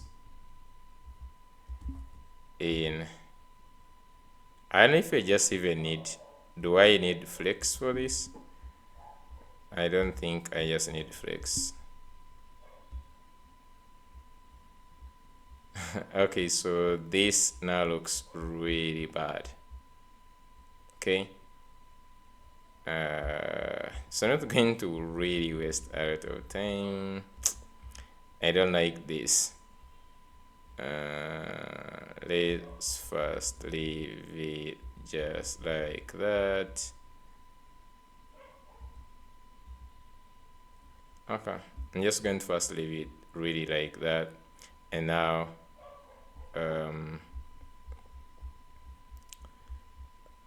with this space, I think it must be about this view box, like these coordinates for the view box, I believe, but I'm just going to first relieve it. It's something I'm just going to customize in my free time after this, maybe. Okay, so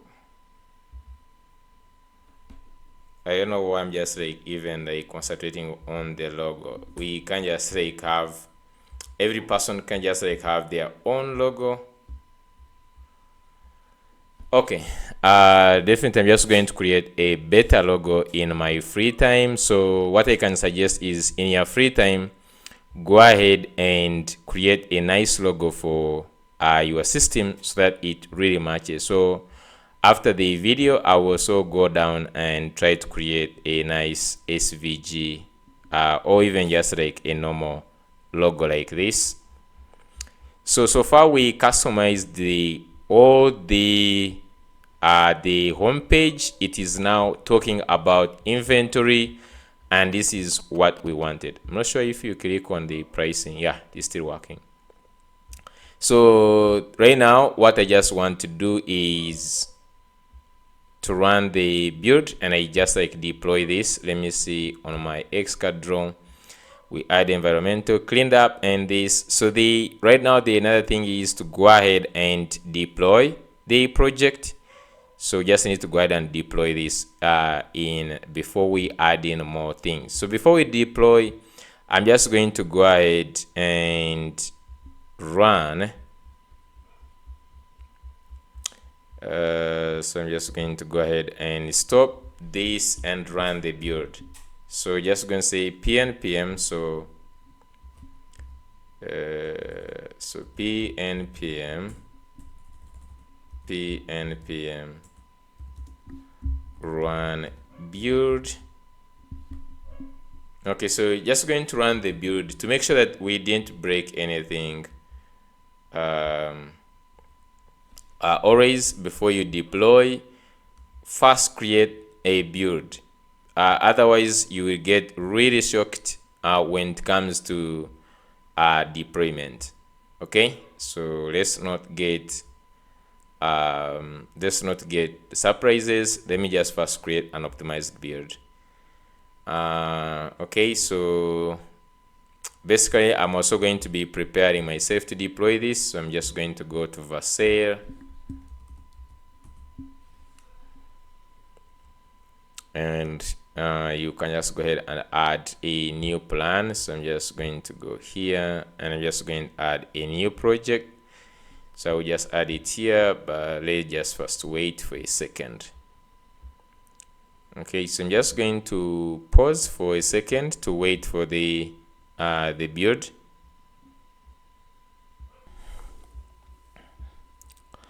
Okay, so it went ahead here, generated all the pages, and it is saying that there is no any problem. You can see we have the static and dynamic pages. Everything just went in well. So you can see they tell you that the O is static and this F is dynamic. So all these ones we have from the dashboard, you can see are dynamic pages. So I'm just going to go to here. First of all, push, since we have already added this to GitHub. I'll just say git dot and then git commit -m added.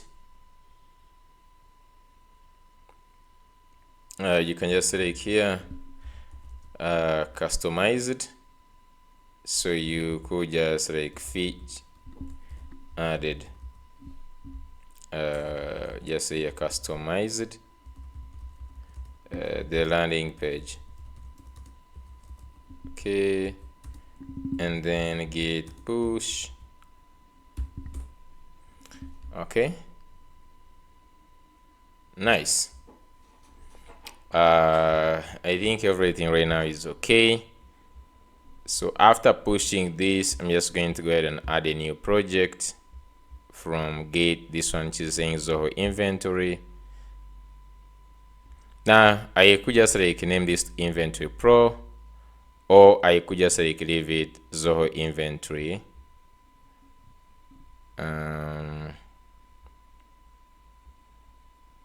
And then I'm just going to add also the environmental variables. So at this point, I'm just going to pause and add my variables and then click on deploy. Okay, so I've added all the environmental variables. You simply copy and paste and then they will all enter here. So then click on deploy. So we just like now fingers crossed, we just need to wait and see.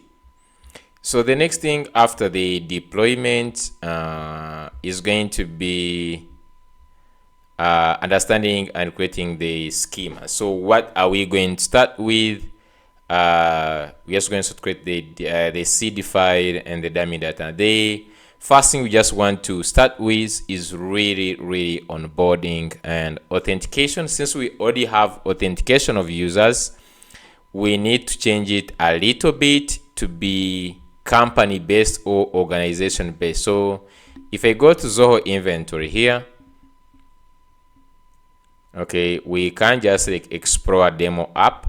So there is sign up for free, and then there is explore the demo account. But even from here, you I think here you cannot see it. They just go explore demo account.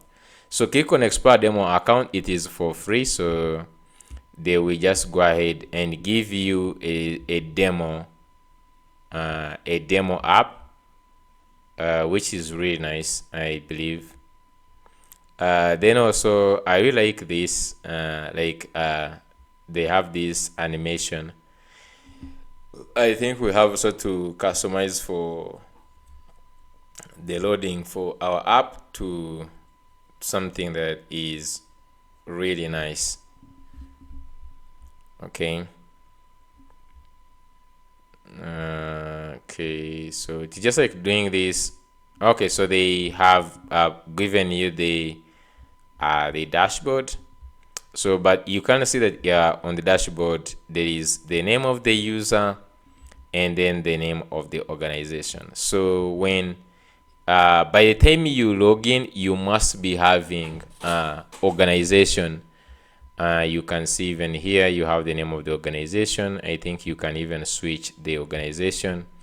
Then you have this thing here, and then also you have these things here. So we'll be just like adding specifically the person is going to have the organization, and this is going to be helpful because we want to add where you can add or invite more users. I don't know why you can just look at that, but you can invite. It must be under settings somewhere. So under settings, you must be able to add the users. So you can see here you have the user details like this. Staff timesheet only the role. So you see you create the roles. So if you just come here to how to add users, how do you add the users? That's a video. Oh, okay. I don't know if we just need that, but if you just click on invite users, so name, email, and then the role. So here they have some pre-made they have these of course these roles, but just going to add where you can create your own role, and I believe also they have somewhere you can create the roles. So you can see here you have this setting where you have this here. So we'll be having ability to create our own roles, and then after we can create you can also invite users, and then they can register the name, email. The only thing I think we just is the email and the role and the send, so that when they are just logging in, we have the role that we can assign to them. And then I don't think the name really matters, I'm not sure, but this is going to be used to create an account for them. So we need a way of creating an organization. There is no way, either a team or organization, the way you call it, but here they call it organization. So to be able to implement users in an organization, we need to add in the organization setting of things. Okay, so that when someone logs in, then has the organization, they can look at the organization and all that. Okay, so let's first check if we have any success story. Okay, we have the first troubles as usual. So yes, I go ahead and troubleshoot. What could be the problem? The build ran very nicely, but as you know, you can sometimes have issues even when you have a very nice build. Okay, so if I just look here, they say correcting the pages. Okay, so the problem, as you can see here, is on the Bcrypt. So there is issues with Bcrypt. So if you look at where we used Bcrypt, is in two places. So I'm just going to go to Bcrypt. It is in the server action on the users create. So here you see that we are using Bcrypt. So for some reason, Bcrypt itself is misbehaving these days. So what I'm just going to do is to remove Bcrypt and use Bcrypt.js. I don't know, like they made an update. So if you just go to Bcrypt, so there is this Bcrypt. This is the one that the package that I'd used, Bcrypt. I don't know, for some reason this one is having issues, but they have another one which is Bcrypt.js. Bcrypt.js. So there is this one which is just like, I don't know if it's just like a new release of this Bcrypt.js, but there is Bcrypt.js. So what I'm just going to do is I'm just going to say npm remove Bcrypt. So I'm just going to go ahead and remove this one. Okay, remove Bcrypt, and I'm just also going to remove the types and also remove types. So there is this one which also has the types. So I will just also remove this types Bcrypt.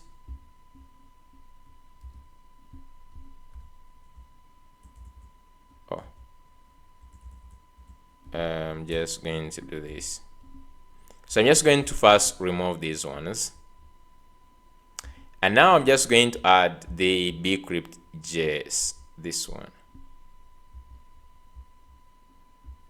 So I'm just going to say here, npm add Bcrypt.js. Now this one, if you just look at this one, does not actually require, it comes with TypeScript, doesn't require the types. So after installing this, we can use from here, from Bcrypt.js, just like this. So just like everything remains, but just like from Bcrypt.js. Another place I think is auth options. So in the auth, we also use Bcrypt. So just say Bcrypt.js like this. Now, I don't think there is any other place we're using Bcrypt, but you can just go ahead and we type in here we could just say Bcrypt, and we see if we have any place which has users. So this one I just already changed it to Bcrypt.js. Seed also using Bcrypt, so here just use Bcrypt.js. Then any other place, auth, seed. So those are the only places, 3 places. We have already added Bcrypt.js and even here. So that's the only thing I think. Let me just go here, git dot and git commit. I'm just going to say here bug fix. So this is just like bug fix. I'm just going to just say removed, or we could just say replaced Bcrypt Bcrypt with Bcrypt.js. Git push. It's always good just to explain your code really nicely like that. So I'm not sure if now you're just going to have a success story, but that bug I have ever made it before. That's why all projects are using Bcrypt for some reason they are not working. I don't know why, but they shift from this one to Bcrypt.js. Yeah, so in the future, if you're just going to use now Bcrypt, always use Bcrypt.js. I don't know if there is any optimized Bcrypt in JavaScript with 0 dependencies, with TypeScript support, compatible with C++ Bcrypt bindings on node.js, and also working in the browser. Okay, so this one looks good, and you can see wiki downloads is really high. Okay, so we just don't know now. I'm just going to go back. This is building, and let's see if we can see a success story. That's the reason why you need to deploy as fast as possible before adding in many things. So the next thing after the deployment, just going to look at understanding and creating the DB schema. What we want to include right now in this episode is really this ability of adding the organization. That's what I just want to add. So that users must belong to an organization. So you're onboarding, or if you're just creating like for Zoho Inventory. So if I just go to another tab and I just go Zoho Inventory.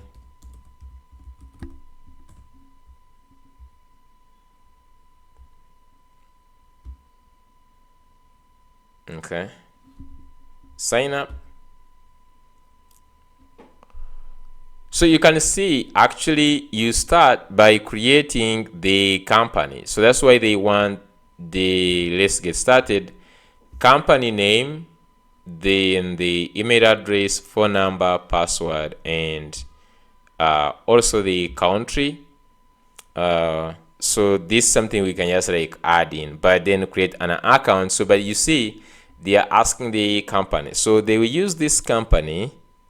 Okay, they will use this company to create the organization.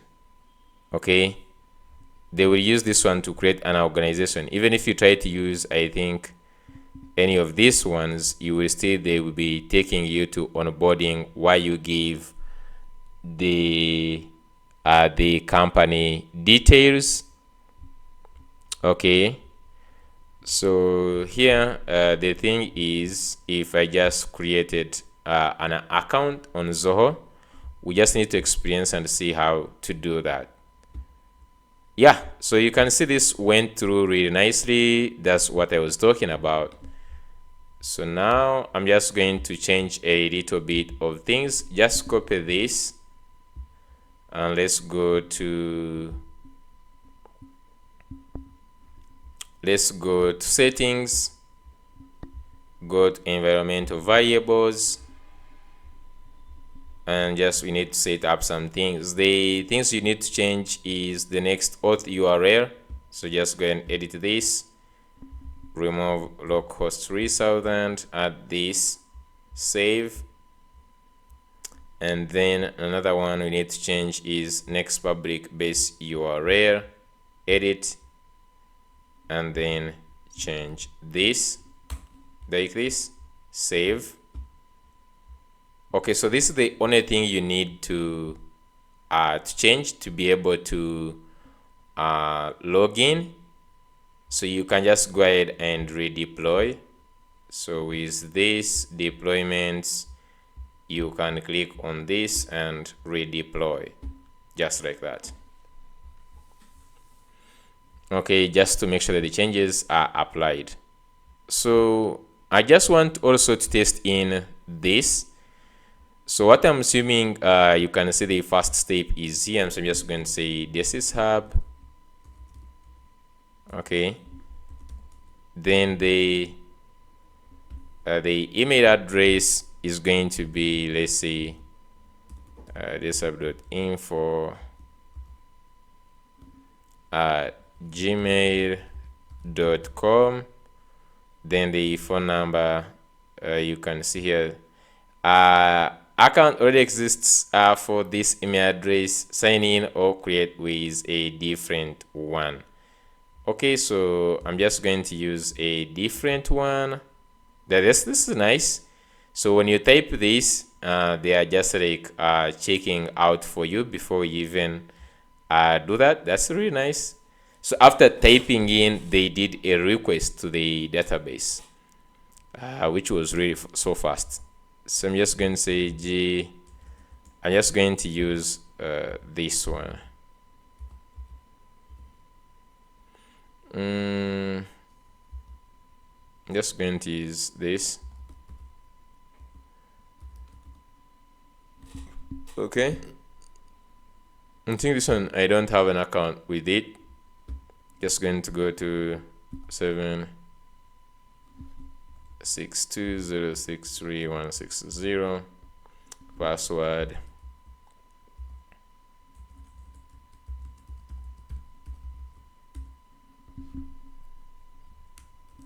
Okay.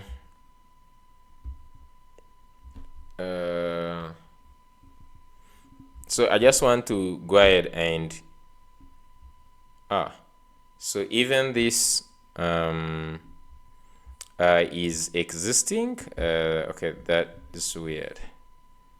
So let me just see if I can just like get any other email here.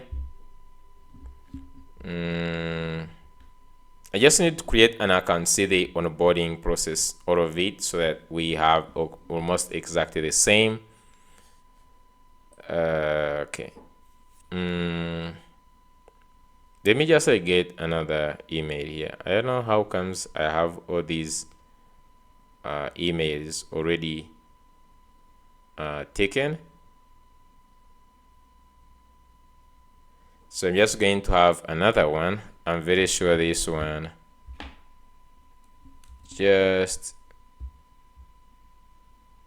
like this. Okay. Just going to have this one. I don't think this one is there. Yeah, so you can see that I've accepted that one. Create the reCAPTCHA.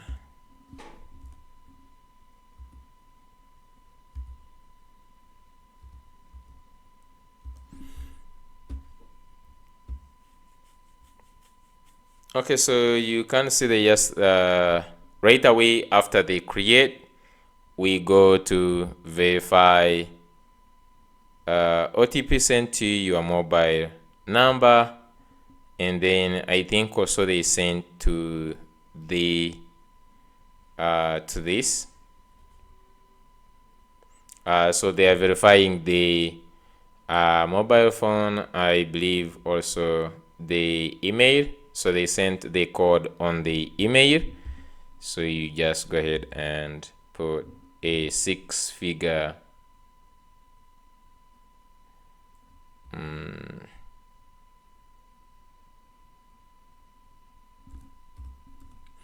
okay, so the second step, as you can see, so I believe behind the scene they created the organization using the name. So let me just try to write down here the steps here. When it comes to the authentication steps, let me just go to my Xcadro here. So let's just say the auth flow. So you can see the step number 1 is sign up. So here they take the company, so you fit in the company name. So I think this one will be used to create the company behind the scene. So the company would only require a name to create, or the so-called the organization, and then they will use now other details to create. Okay, they will just need now the other details you will provide. Then they create the user, create the user in the company. Okay, they create the user in the company. Let's see. So here welcome on board. Thank you for this. Show me around. No thanks, I will explore it. Okay, so no thanks, I will explore it. Just click this. If you leave unsaved changes will be discovered, stay here. I don't know, like, do I stay or okay? So now you can see that they created the company, and if you just look here, quick setup from the organization force. So you can see here, this is the ID, and this is the ID either of the company. So you can see, yeah, this is the company ID, this one here. So they have this. So here we go to now setting up more or adding more things to the company. As you can see, currency, language. So these are like the defaults. These ones are already the defaults. They have time zone, and then the inventory start date, then the fiscal year. So this is updating all the company details. As you can see, the organization name was already created using this one, and then you choose the industry. So we'll just like create that. So we need the model for the company. As you can see, after creating this, so they create the company, create the user in the company. Then step number 2, verify the user email. And now step number 3 is customize the organization details. Okay, and then step number 4. So if you just go from here, I can just go here. The industry is maybe tech or something.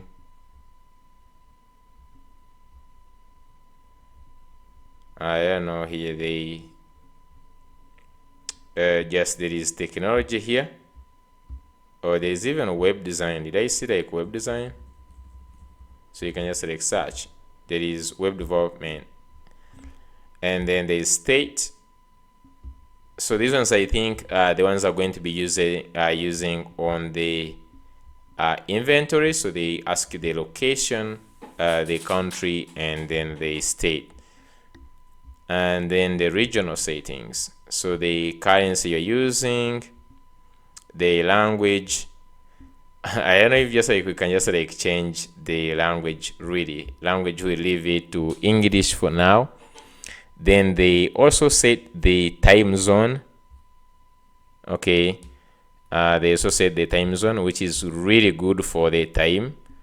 And then the inventory start date, and then the end date. The note, you can update some of these preferences from the settings anytime. The language you select on the page will be a default language for the following features, even if you change the language later. So you can see email templates, template customization, and the payment mode. So like the whole app is in English, but yesterday I was saying the language will be used on these ones, which we first are just going to leave everything in English for sure. There is nothing we're just going to do. So I will just take maybe a screenshot of these things here. Okay, key features, serial batch tracking, and everything. Okay, so I'm just going to customize, and I guess after here you need to log in. So the things we need on the update page is you can update the name, industry. So let me just put down here. So we have the name, industry. Okay, then what else do we have? Then the location. So here, these are for country, and then the state. Okay, then next is the currency. So for the currencies, I think is good. Yeah, we need that, so we can just say currency.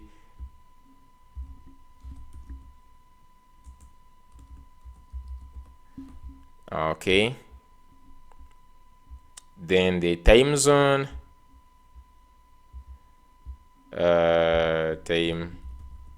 time zone,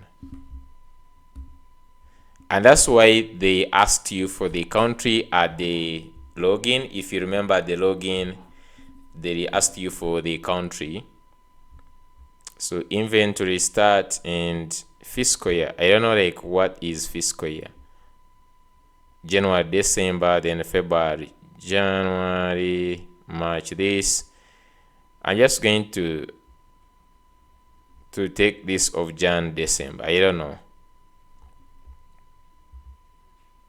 September, August, October, September. I don't know. But I'm just going to take the inventory start date is this date that we just like add that inventory start date. I don't know what that is going to help us, but you can see we have inventory start date, and then we have also the fiscal year. I think this one is same as the let's say fiscal year. I think this is just like they called what other name they can call this one is maybe the year when I've forgotten how they call this. Okay, so that is the second thing. So on the registration, here you can see the as company name and the country. So the country just going to help us also deduct like your phone number and everything. This can be helpful when you're sending the codes and everything. Okay. Nice. And also to help you set the currency, like the default currency on this page here. So we have finished setting up everything here. This form will customize it the way we want, so I don't need to even look at the design. By the way, another page we need is the privacy policy. If you're just going to have data that is collecting things, you need like something like the private policy, but we'll just generate that one later. I will click on get started and I see what is going to happen.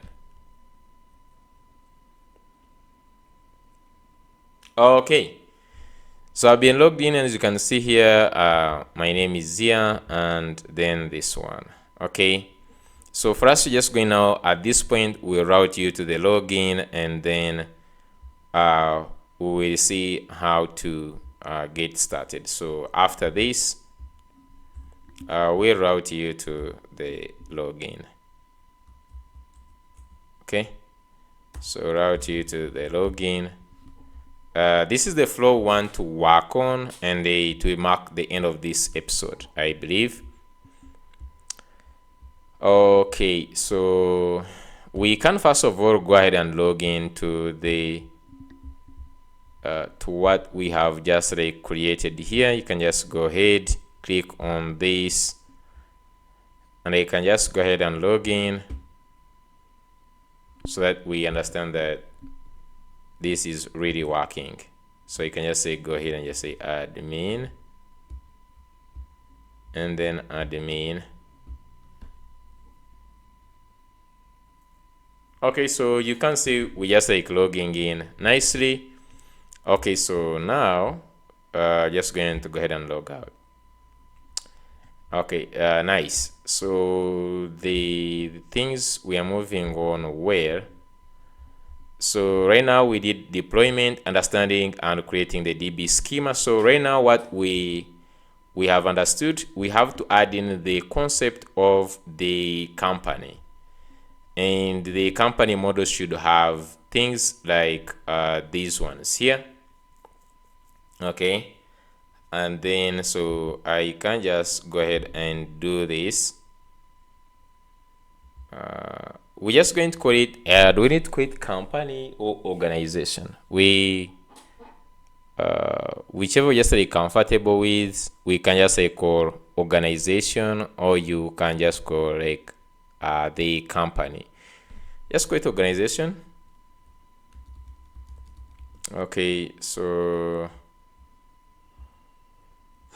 we just like open just like here to create.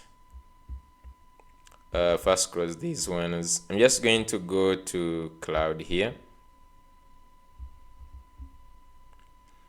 And I'm just going to say I want to create a Prisma model called organization with these fields. Okay, so we need a name. Now I think we also need a slug. I'm just going to put a slug for purposes of making this unique, so that when you are creating an account, we can check if it already exists, the company already exists. Industry, country. So the only thing that is going to be required on this, let's say this field name, slug, industry, country, state, then currency, time zone, inventory start date, and this. I'm just going to say that the only field that is required is the name and slug. And then just going to say here slug will be unique. The slug will be unique, and now we can now just say the organization has a relation with a user. So an organization has many users. So this is a typical one-to-many. So an organization can has many users. Okay, so we can say here also create a simple user. So this just like just something just going to modify in our schema here. Just going to add in one more model that relates the user, okay, to an organization. So below here I will add an organization. Okay, I don't know what's wrong with this, but I'm just going to use I could just even use like V0. Really, like this task can just like go ahead and do this.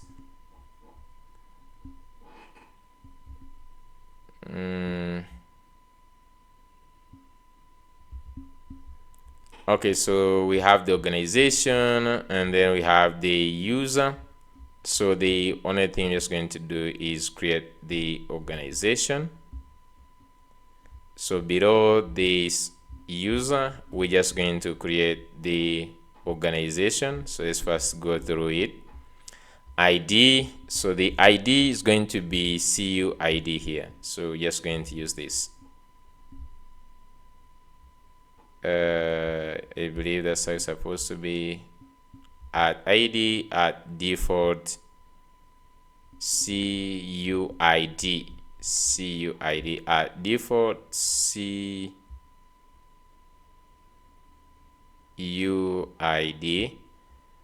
I don't know why this cannot be used of type int. So this one change it to string. Okay, so this one should be CUID. Yeah, a default CUID, even here a default CUID. And then this is going to string name string slug. So these ones are industry, then the country, state, the currency, time zone, and all these ones are going to be added at the time when you're just creating register. We're just going to give the defaults to these ones really to be able to do that. Okay, so now we can just recreate, put this, just copy this, and I'm just going to go and comment users, and let's go to users here, and down below here just add the organization, just like this. So each user must have organization ID, and let's see,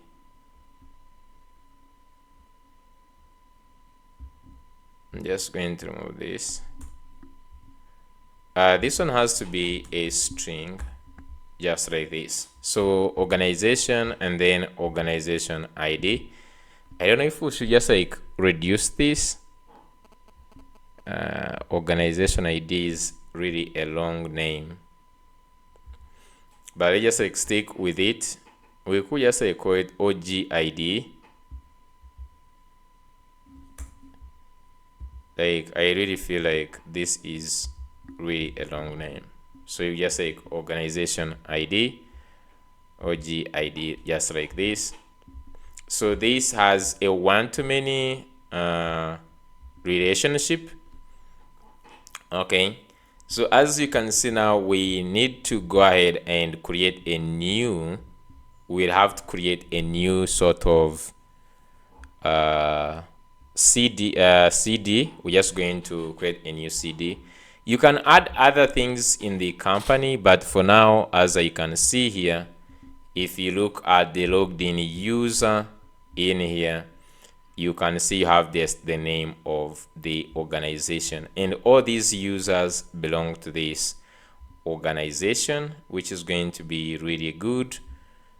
I don't know if there's anything else, and we also use this information, the country, state, like maybe we could just also add location, like address. I just go ahead and just say physical address. We just add this, the word address. I'm just going to add this to be string, not required. Something like this. Inventory start date, then the fiscal year. Okay.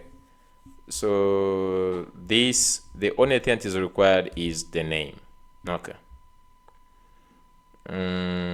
So after creating that schema, so I believe we need to create this thing, which is going to create the organization. So before we run, we just going to do the seed file. Okay, before we go ahead and create this, the verify, I don't know, do we have the verify in the auth? So just got the auth. We don't have the verify, so we're just going to add that step for verifying the user email. So this one is required before the login. Then the customization is next, then after the login. So this is what you just need to achieve in today before we leave this episode. This one is okay, 2 hours. That's not really much. We still have some good time. So let's go ahead and do this. I will start with, what will I start with? It's going to start with to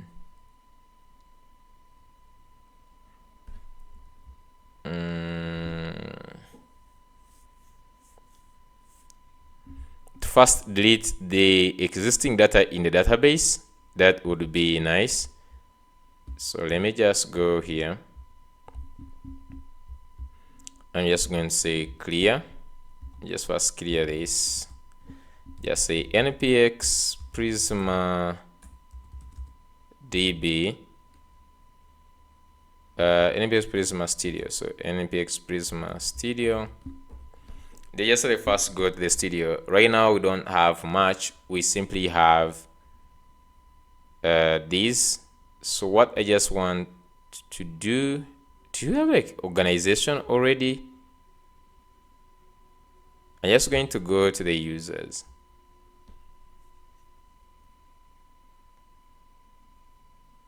Oh my goodness, like did it just like go ahead and push this? Because now is already telling us that it has an invite relationship, I think here. You can see this. I did not push this. Did like Prisma update this by itself? Like I didn't push this. After putting like this, I think Prisma did it just go ahead and update. Oh my goodness. So we just need to clean the existing data. So I'm just going to stop this now, and I need to modify in the seed file. Okay. So I'm just going to create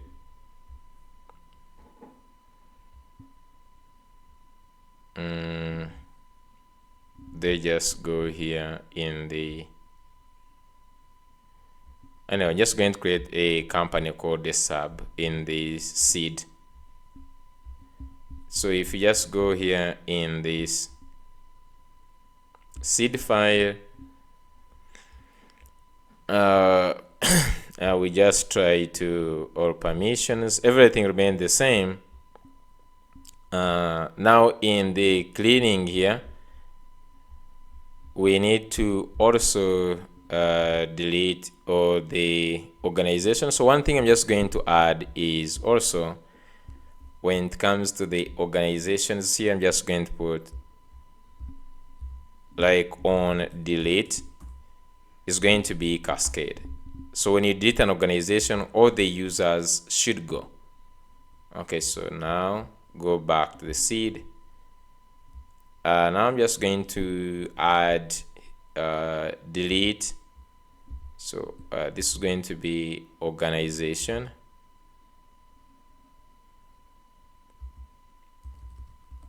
Just like this. And you know, this one is not even, because you see all these ones are known, but organization is not known because we had not run the Prisma schema. We have not generated a new Prisma schema. I wonder why that happened. Okay, I'm just going to run the generate maybe, but I wanted to delete the users from this side, and I wonder why it went ahead and did this, like to it as if just it ran the schema. What we could was just solve. So I'm just going to go here, npx prisma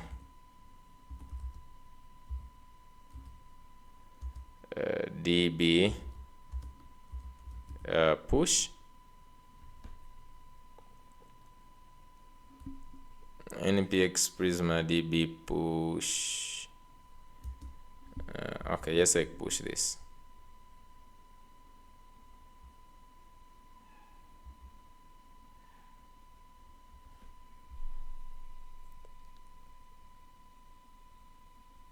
And it normally gives you, yes, it just normally gives you this. We found changes that cannot be executed.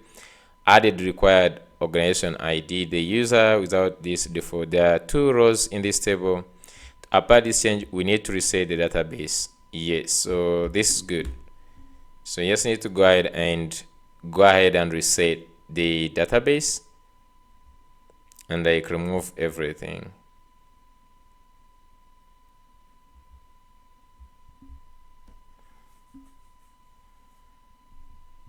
Okay, so it generated a new Prisma client. So now you can see organization is known here. So we delete all the organizations that are existing.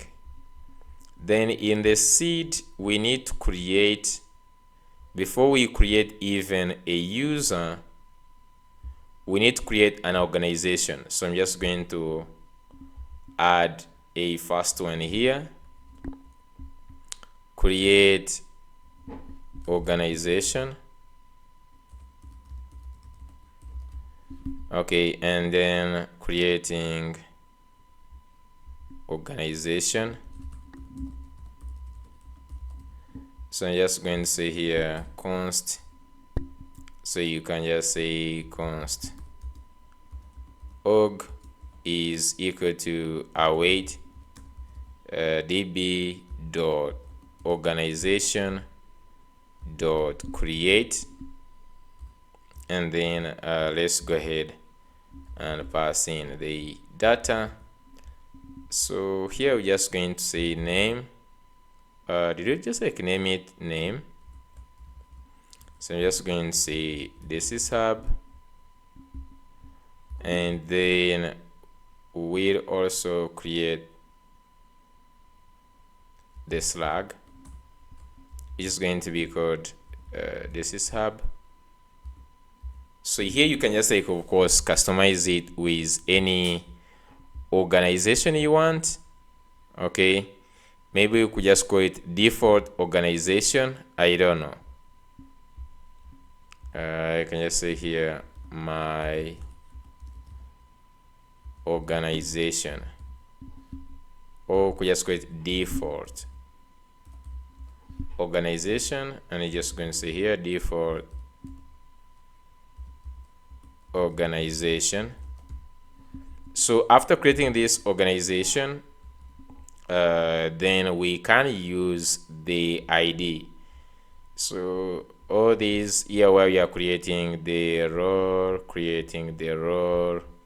so where we call the user here, you can just like pass now the OG ID to be organization dot ID, just like this. So you just need to add only this, and even to add this. So even here we're just creating them in the same organization. So the CD now is okay. Another thing we have just to change a little bit is in the auth. So I'm just going to say auth here. So we just need to put maybe the the user organization. We just need to add it inside the data. So here, if you just say we authorize on the login, existing user find unique, we include. So here you can see we are including the roles, but what we could also do on the include would be include the organization to true and existing, and then password, then here unique permissions. So in one thing I just need to return back here is that on the existing user, I'm just going to add here OG ID is going to be existing user dot organization. Oh, actually we don't need to include this. I think the organization ID is there. We don't need more things. The only thing I'm just going to do is say that just add the OG ID. In the things we return here, we need to return the organization ID, and maybe to avoid the fetch, we could also the organization name. So this, I'm just going to add this. If you wanted, we could have just like added it direct, like the organization, the company name would have added it direct on the user. Is that good? Like that would be one thing that you add, and then it would just help us not to do any further fetch. Because if you think about it, in the perspective of saying that if someone logs in here, you said we have this demo organization, and we also have if I just go to here, you said we also have this demo organization and in here. So they have the only thing you can do, or the options you have, is to include the organization ID on the user, and then you come ahead and do the fetch. You fetch the organization, and then you get the name here, because that's the only thing they are showing. But then we could literally add this. We could add this on the user. So here you could just add organization name. So organization name, okay, organization name, or you so every time you create the user, just like we add the organization name, which is only one field, but then stops us from doing an unnecessary fetch to get all the details. So it's going to be a string, okay.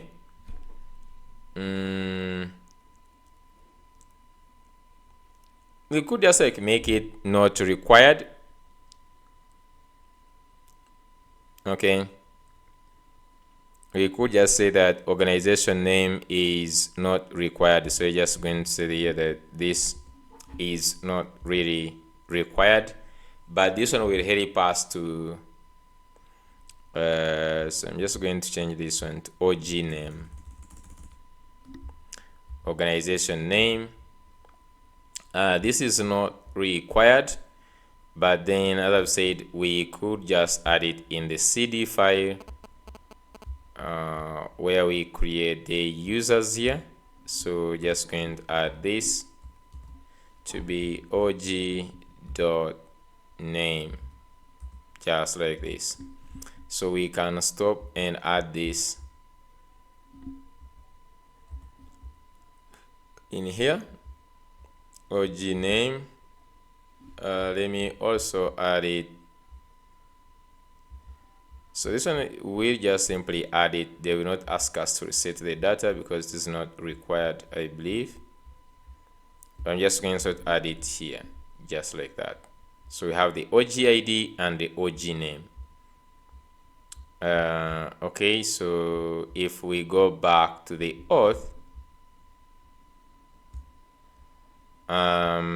we just like leave the rows, and then here in the return, we can also return the OG name, and this is going to be existing. So OG name is going to be existing user dot OG name, just like this.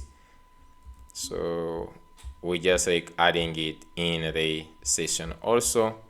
So after adding these two things, we need to go ahead and add them down. So on the sign in, if you look at the sign in here, you can see have all these things here, create the user, and then we are including this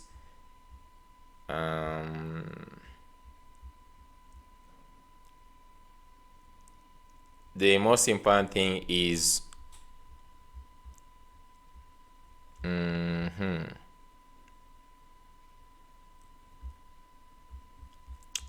the most important thing is on this JWT. So the token here, then sign in, and then we have the token. So on the token is where we need to add the things. So I just say token dot, so here you can just like OG ID is equal to user dot OG ID, and then similarly down here we're just going to have OG name, which is user dot OG name. So OG name. Okay, so OG name. Okay, so you can see that this user here we have is the adapter user. We'll just go ahead and modify that.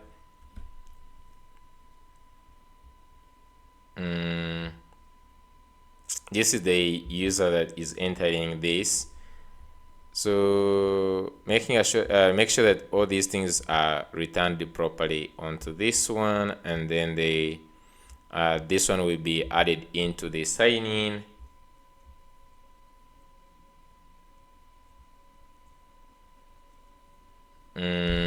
So if someone creates, if someone tries to sign up using the Google, you have to configure this here, because as you can see here, if someone tries to sign up with GitHub, there is something here now that we're not putting in here. So you might need to first create the organization the way we did in the seed file. So if you just go to the seed,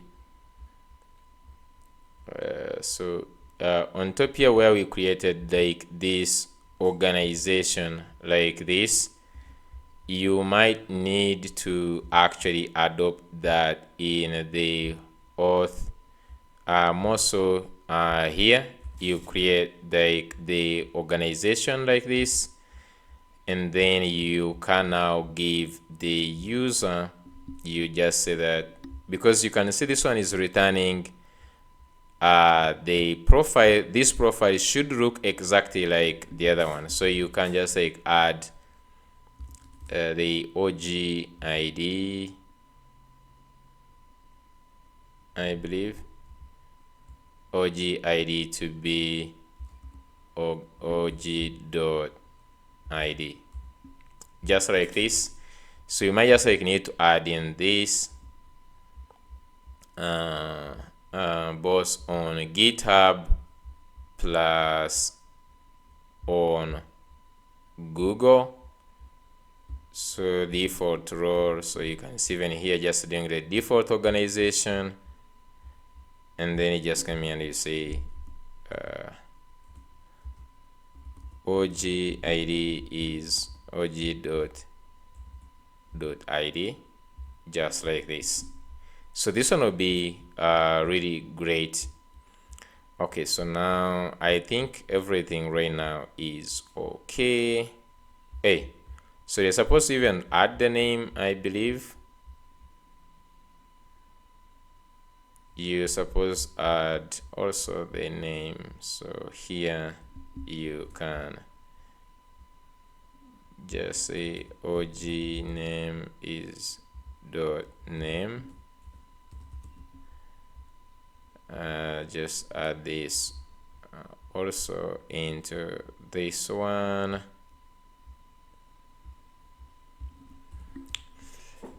Okay, so having done that, let's go down. We need to make sure this one is done properly. Oh, why are we having this situation here? Token. This is because we're having this. All of them are having not the comma, but these. Then the permissions. Then we have this. Okay, so you can see this does not exist in the adapter user. So I'm just going to go to change somewhere in a second. And then here, await get user with roles. It passes in here token dot roles is user data dot this. So I think we also need to add in these two still down here.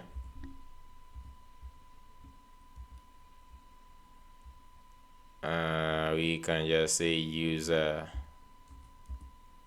data dot, and even here user data. It's supposed to be organization OG ID is going to be user data dot OG ID. Okay, now we just need again to add these ones in the session, these two. So just copy them, and then we're just going to add them in here. So token, this is going to be now from the token. So token, and even this one from the token, just like this. Okay, so let's go ahead and fix this. So we scroll down to there is where we have this NextAuth.js.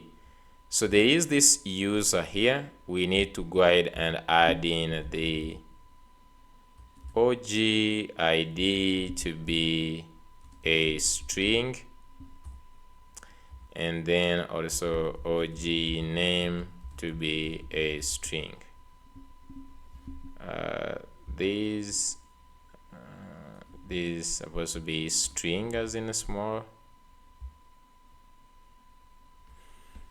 This is the default session user, so we are adding in like this, and then also down to this user here, just going to add in this. I think the name itself is string or nar. Yeah, so the name is string or nar because that's the actual type that is on it. Then we need also to add it in the JWT. So still make sure even here we added string or nar. So just copy these and let's add them in the JWT. So JWT also just add these two. Organization. Okay, nice. So we don't have any issues within this file, meaning everything is okay. So what is next? So what is next is we need now to go ahead and run the CD file.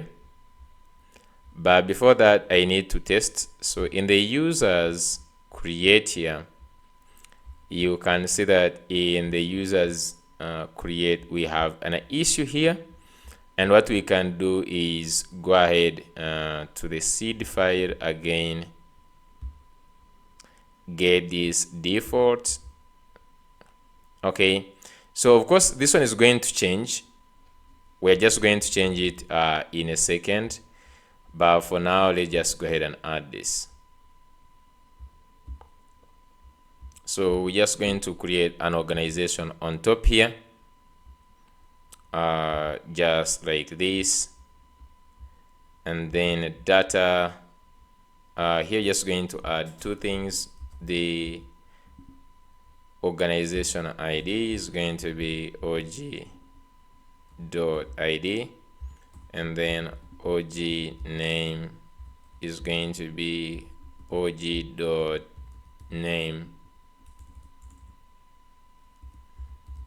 just like this, comma, as simple as that. So we have no any issues right now. So I'm just going to go ahead, clear this. So at this point, what I just need to do is to console.log the organization ID and the organization name when someone logs in. So on the dashboard page here, scroll down, we have the user. So what I would want to do is, of course, we'll have a welcome section for this, but let me just go and say, by the way, this authenticated user, whatever is going to be returning back, we just need to, let's see, authenticated user. So we're just going to add in the other two things. The OG ID, which is going to be a string, and then we have the OG name, which is also a string or null. So now this, if I go back to dashboard page, so this user now, I need to console.log. So console.log, in fact, we could just like add h2 here. So I'm just going to add, we could add a simple div here.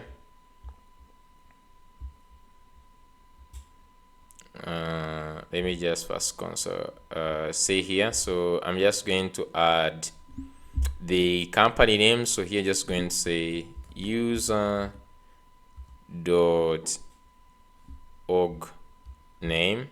So this one might be not existing. Just going to give it a default of null, and then here just going to say the company ID or organization ID, which is going to be user.org ID, just like this. Okay, so what I need right now is what? Clear everything. I'm just going to do the seeding. I'm just going to say npx Prisma db seed. So I just need to seed and see what is happening. Cleaning up the database. I don't think we have any user. Okay, creating organization, creating admin, and then regular. So okay, nice. The users were created. Let's go to localhost, click on login one more time. Okay, let's start the app. So I'm just going to go in a new tab here, pnpm dev.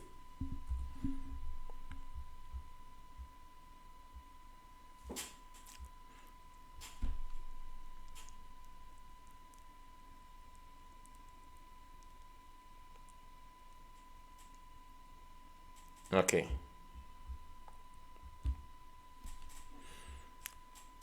let's just go here, go back to the login.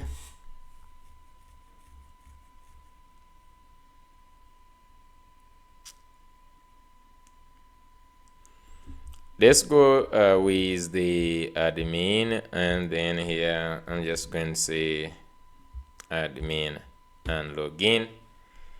So just fingers crossed. We just need to have the admin, the company details. Okay, so I don't have the name as well as this in the session, so I would go and try to console.log this user. So console.log user.ogid and then og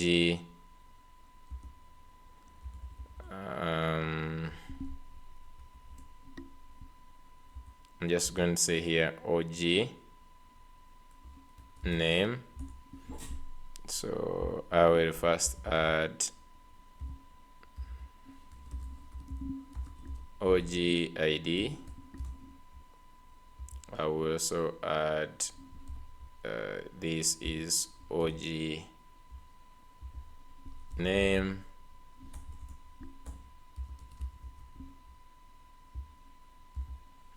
Okay, so if I just go ahead and refresh on the dashboard, go to the console, so you can see clearly we're just getting og id undefined and og name undefined. Okay. So what I just want to find out is, let's go to the npx Prisma Studio. So let's just go to the studio. I want to find out if the organization's organization was created. Okay, if you just go here on this, we can just continue down here, password. So og name default organization and og id is there. Okay, so the og id on the create was added. So the only thing that didn't work is on the login. Okay, let's go back. The only place that we need to blame is, so if I just go ahead also console.log the user, actually let's first go and check in the actual session. Let's just go ahead and get the actual session. Const session is equal to await get server session, just to be really very sure. And then we pass in the host options, and now I just need to console.log session.user. Okay, so I will one more time go back to this. So just simply save.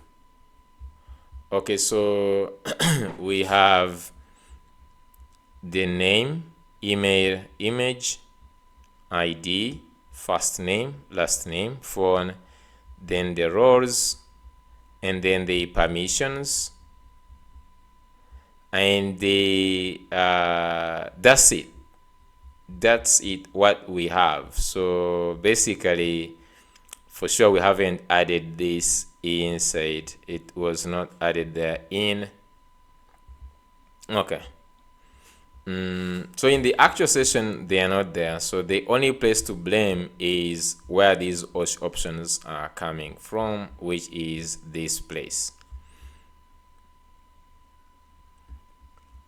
Okay, let's just go back and see where we would maybe missed it. Okay, so the only place where we are returning this is we have the existing user. I'm very sure if you just look at the existing user,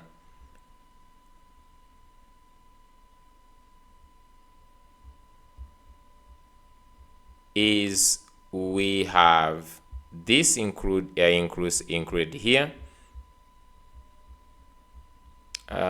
So what is amazing is that in the return object we actually have them. We have the roles and the permissions. Then we have also the organization ID, which is existing user.orgid, and the organization name. So when you return this user, I expect this user to be the one to enter here in this sign in function. So they're saying for OAuth, assign default role if user is new. So here is looking at Google or this.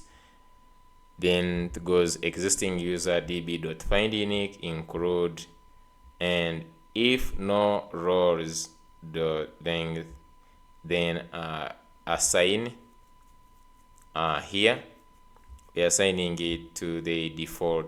It updates with the default user and return. But still, I expect if you look at this existing user, this one should already have the OG ID on it. Okay, then we have this, which is adapter user, or this. I say either the result of OAuth config profile or the credentials config also. So you can see this user here is the credentials config, okay, dot authorize callback. So whatever is returned from there is what enters here. So inside this token here, I can see that we have token.ogid and token.this, and they are coming from this user.og and user.this OG name. And then for subsequent request the roles and the permissions. And at the end of the day, we are returning back the token. So the token, when trigger sign up, it will be JWT name, email, picture. Otherwise, we'll include. So here we have the session and the token. So after updating this token here with this OG ID and the OG name here, this is the token that enters the session, and here we're trying to update the okay, so the problem is here. This is supposed to be session dot og name dot user. So here dot user dot og name token, this is session dot user dot og id. So the problem is here. Okay, so it's supposed to be session.user.og, then this, and then we get the values that are in the token, and then we return the session. Okay, nice. So I'm just going to go ahead and log out and then log in. Okay, so go back to this and let's go back here and let's log out. Oh, and actually it had updated. That's nice. I don't know if you saw that.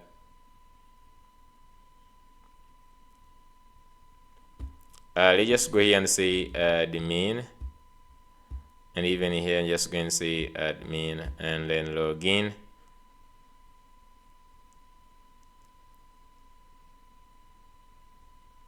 Yeah, so you can see the name of the organization is default organization and organization ID is this one, okay, which is now really nice. Okay, So we have the default organization, and then this user belongs to this organization, and everything you're just going to be creating will be based on this organization. The sales and everything will be always based on this organization.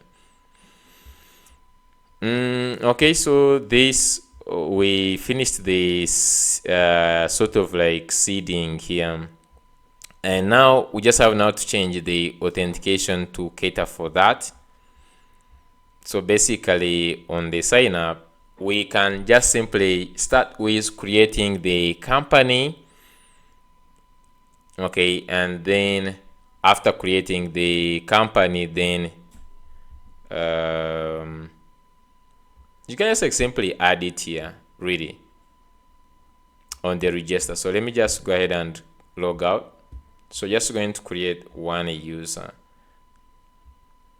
which will eventually remove the register. Register will not be there, but for now let's first log out and go to the register. So create account. Actually, we're just going to leave it there. That's for the first person there, I guess. So here we just only need to add, I think, more two things onto this one. We need the company and the country. Okay, so we need the company and the country. I'm just going to give you the countries, or the countries, I think I have them somewhere, like all the countries. We already have the phone number on the register, yes, the email address and this password. So the only two things we're just going to add is going to be the company name and the country.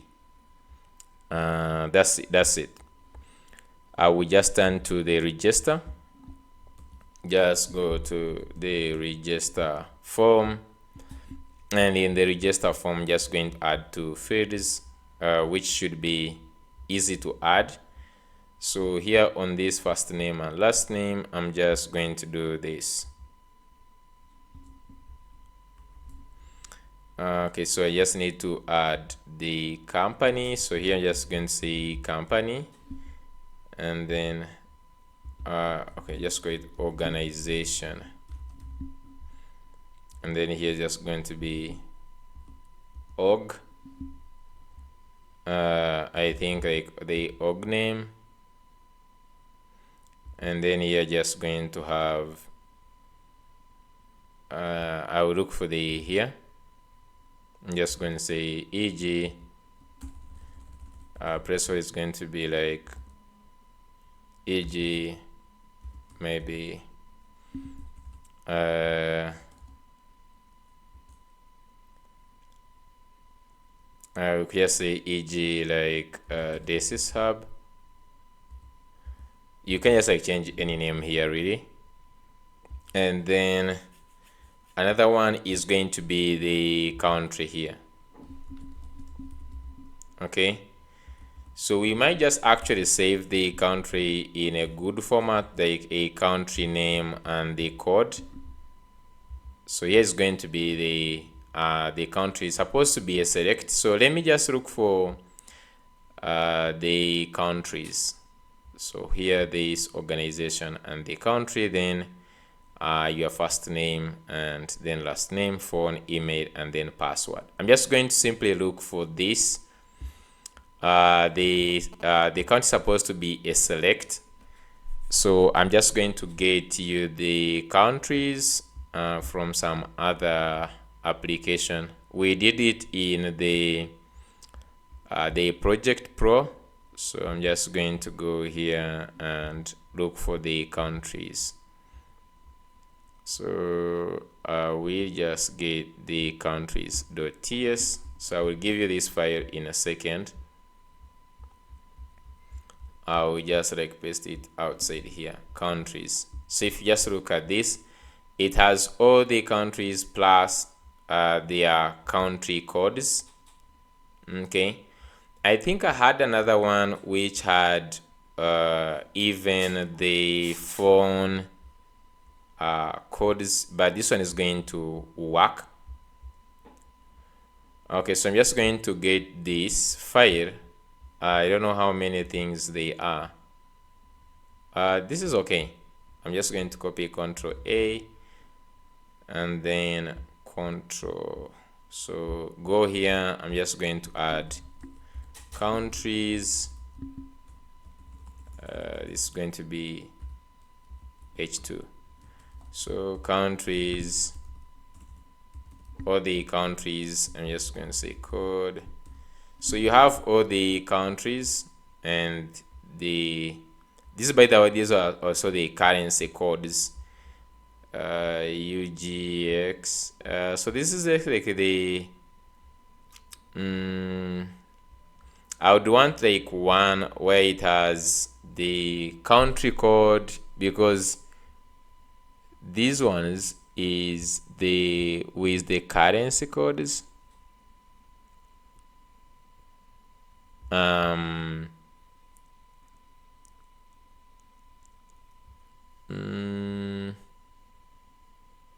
Actually, in the future, we will need the currency, but I think this is good. Let me just go and see. So for instance, you can see UGX, but the country code would be different, but we have the actual country itself.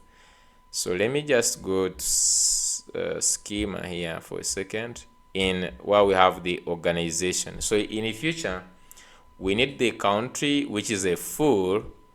Then what else? We need the currency. So this one is going to help us actually to save also the currency code. Okay, this is going to help us so much. So this one is the best one actually we need. Maybe the one is just going to have issues is the one with the time zone. We're also going to look for one for the time zone in a second. So we could also set the time zone at that. Okay, I don't know if we can add the time zone. Can I just go to ChatGPT? Let me just go to ChatGPT here.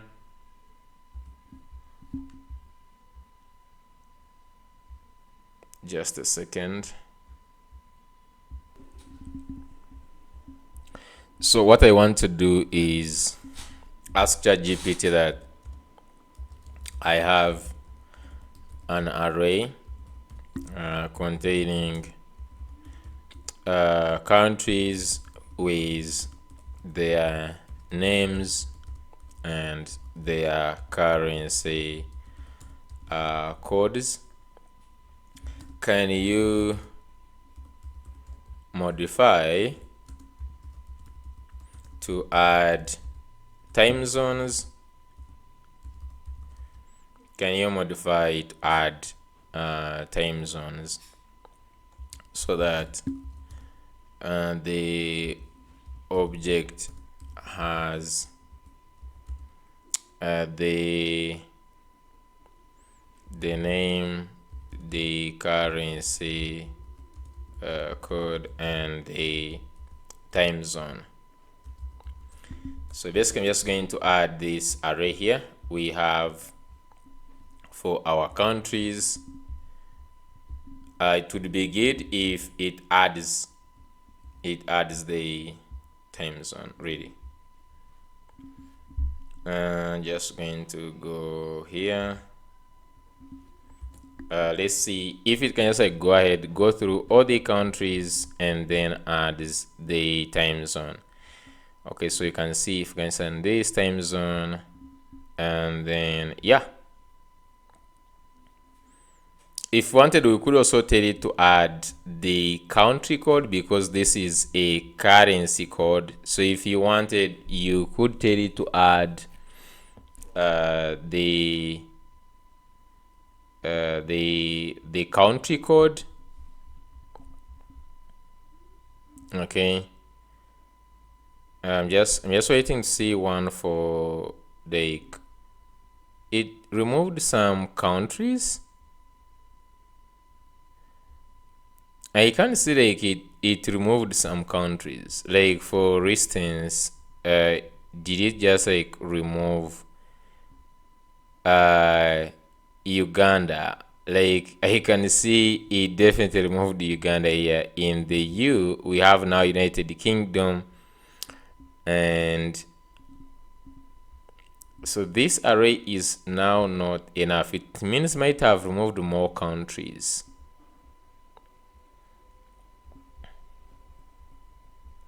So I'm just going to tell it that please make sure you leave all the countries. If you don't know the time zone for a country, simply leave it blank.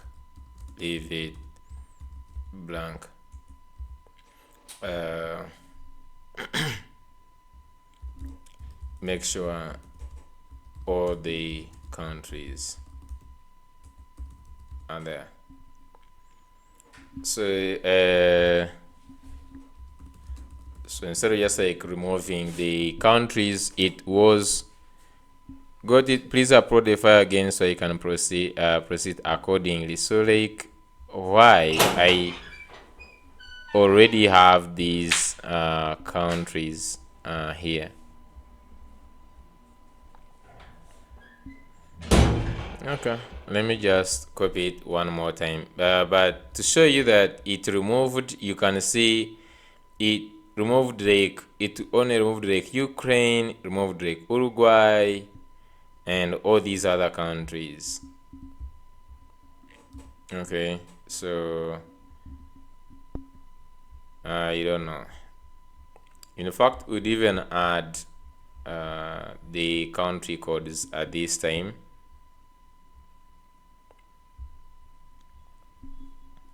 In fact, yes, here also add the country code. Okay,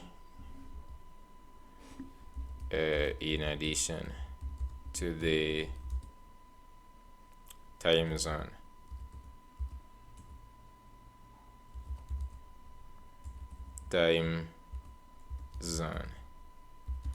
Do not remove any country from the array, just add the time zone and the country code. So we don't just want it to, that's the problem with ChatGPT. I've been just like reiterating you, ChatGPT, if you have used the cloud and then you use like ChatGPT, you understand that cloud is more powerful than the ChatGPT. The thing here is you updated array and fail to edit. If you have updated your array to include the content for each, let me know if you so what is this now? Like I've never seen this. I'm just going to copy this. I could just like use v0 for this also. I'm just going to code this and just going to say, oh, okay. So I'm just going to tell it, give it some instructions the way we gave it to ChatGPT here.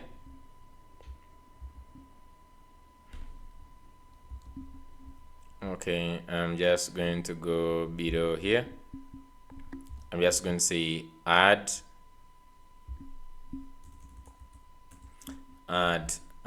you are provided with an array of countries with their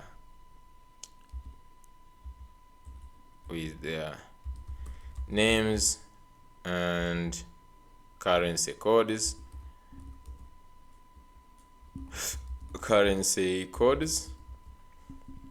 Okay, add the country code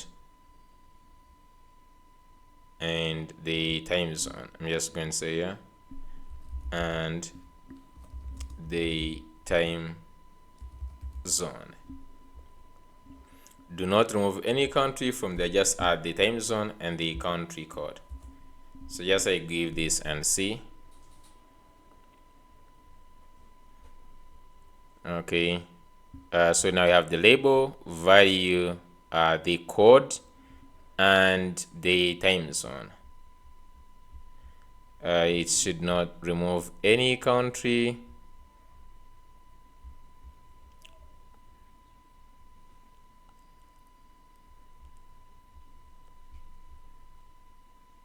Okay, I just want to see the last one is this side down.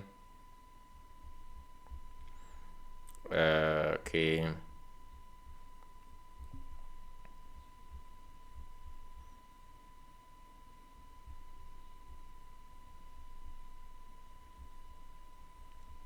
Okay.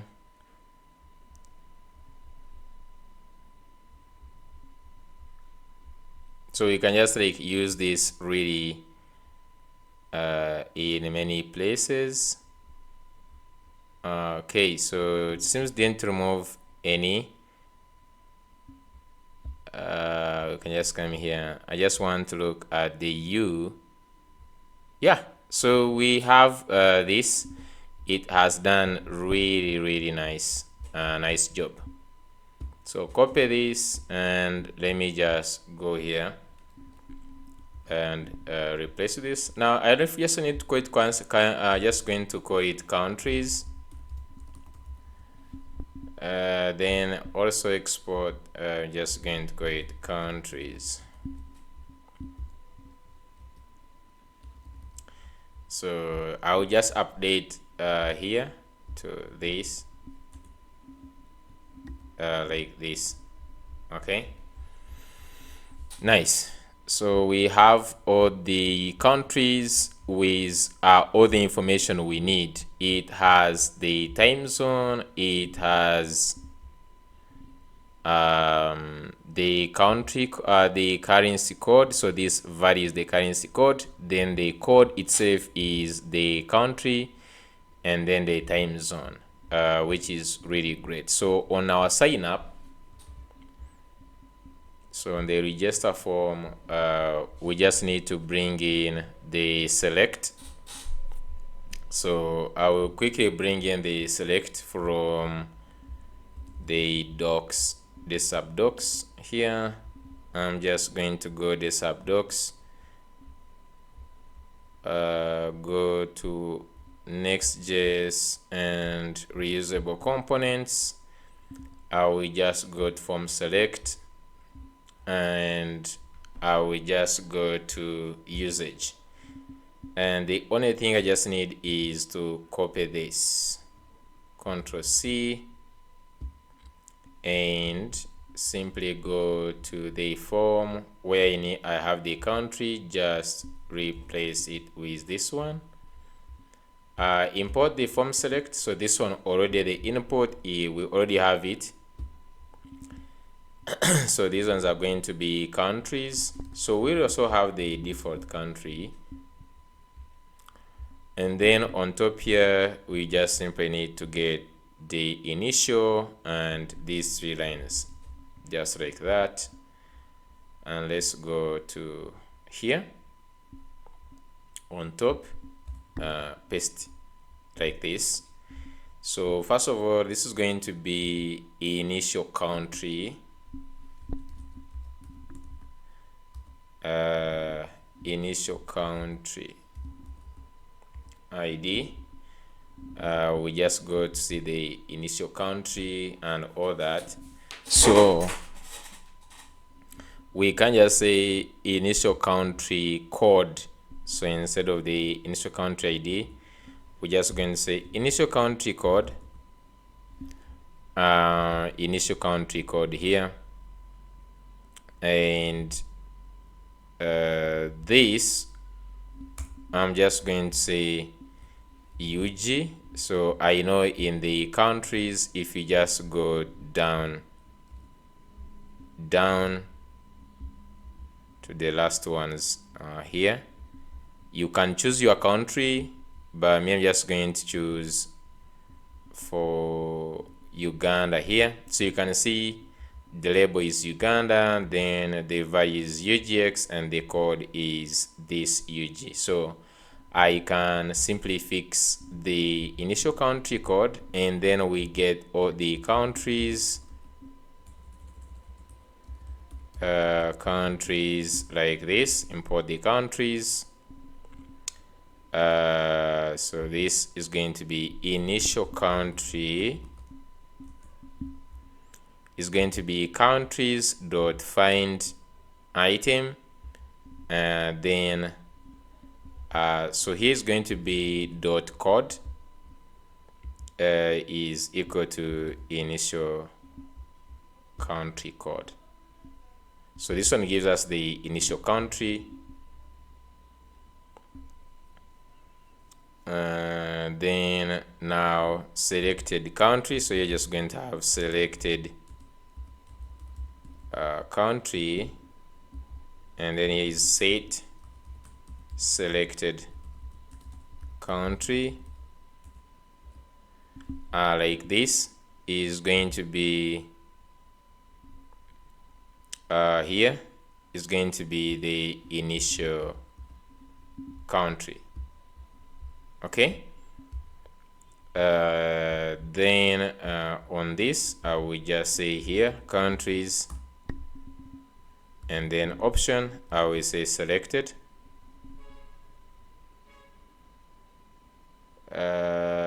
Selected country, and then this one I'll just say set selected country. Remove these two.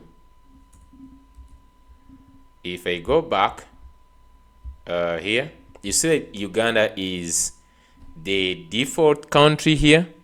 So it depends which country you are in, and you want to make what to be the default. So if you just say United States, US, I think you can just say like United States, like this. Okay, so when we set the country, we need to get the organization data plus this normal data. So I will create the organization data. So on the submit here, after you have created this, there is a default image and everything. I will just go down here, and we have, by the way, the default image. I think we should also add it in the scheme on the seed file. I will add that one there. So I'm just going to say that. What am I going to say? Okay, so I just want to say const organization data is going to be equal to, so we need the name, we need the slug. I will also save the time zone. Can I just go to the schema for a second? Okay, so I will take the time zone. I will also take the country. What else? Yeah, so we can just like deduct the country and the time zone, and also the currency. Okay, so I'm just going to go back to the register form. So basically here I want this. I want the country, the currency, and the time zone.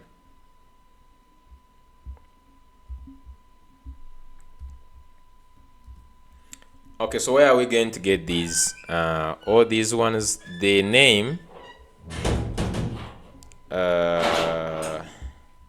I will modify a little bit on this, the user props. Now we have added the company. Did I just call it OG name? So I've added this one, the OG name, in the register form. Okay, so that is good. This one, OG name. So the name, company name, is going to come from data dot OG name. Where is it? Here. The slug, we have the slug, so we just say here generate slug. It is already there, so we pass in data dot OG name. Okay, and then we have the country. So the country, we need to save the country and the country country code. Okay, now remember we have also the currency at this point here. So what I'm just going to do is in here I'm just also going to say const selected country is going to be equal to, so we just get all the countries dot find, just here dot find, and I'm just going to say here country, and the what I just want to return is country dot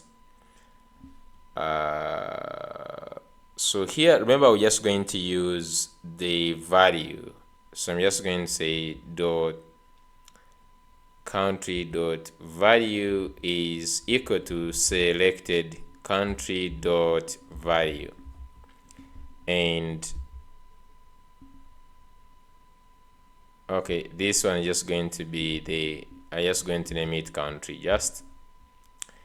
Okay, so what we need is going to be what do we need? Yeah, we just need to go ahead and now get these values from here. So the country, this is going to be the country name. So what I want to save is, I would want to save it in a format of saying, for instance, if it is Uganda, it's going to be Uganda, then UG, like this, like with a dash. So this one is going to be help me to save both the country and its what, and its key or something like that. This one is going to help me to save both the country name and the country code. Okay, you're going to see why it's going to help us, I believe.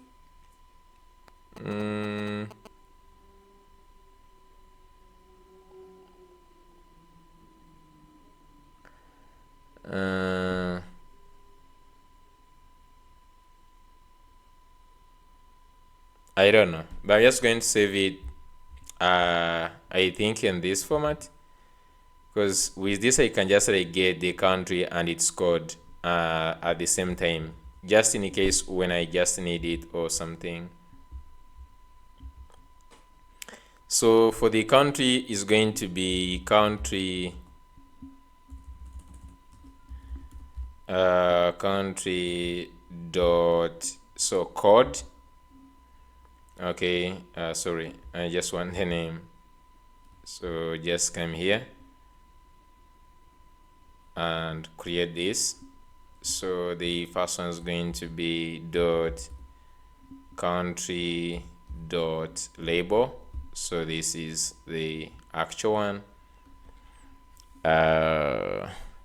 The problem if I just do this in a bracket and I put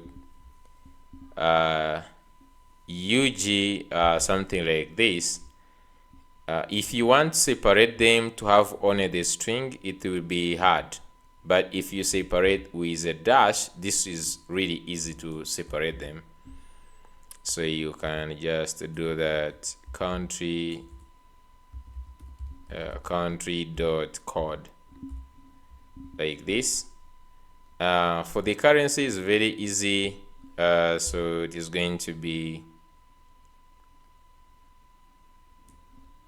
country dot currency, which is actually the value, and then finally time zone, which is country dot time zone. Okay, nice. So this is the OG data, and we can also give it some types in a second, but this is the OG data. So basically what I'm just going to do is I will send data, and then even here we'll send OG data. I think that would be really easy to this separate like that. So I'm just going to say OG data, which is this one. Give it some types, copy like this. I'm just going to copy, and where am I taking it? You could just like add these types here. Export type OG data.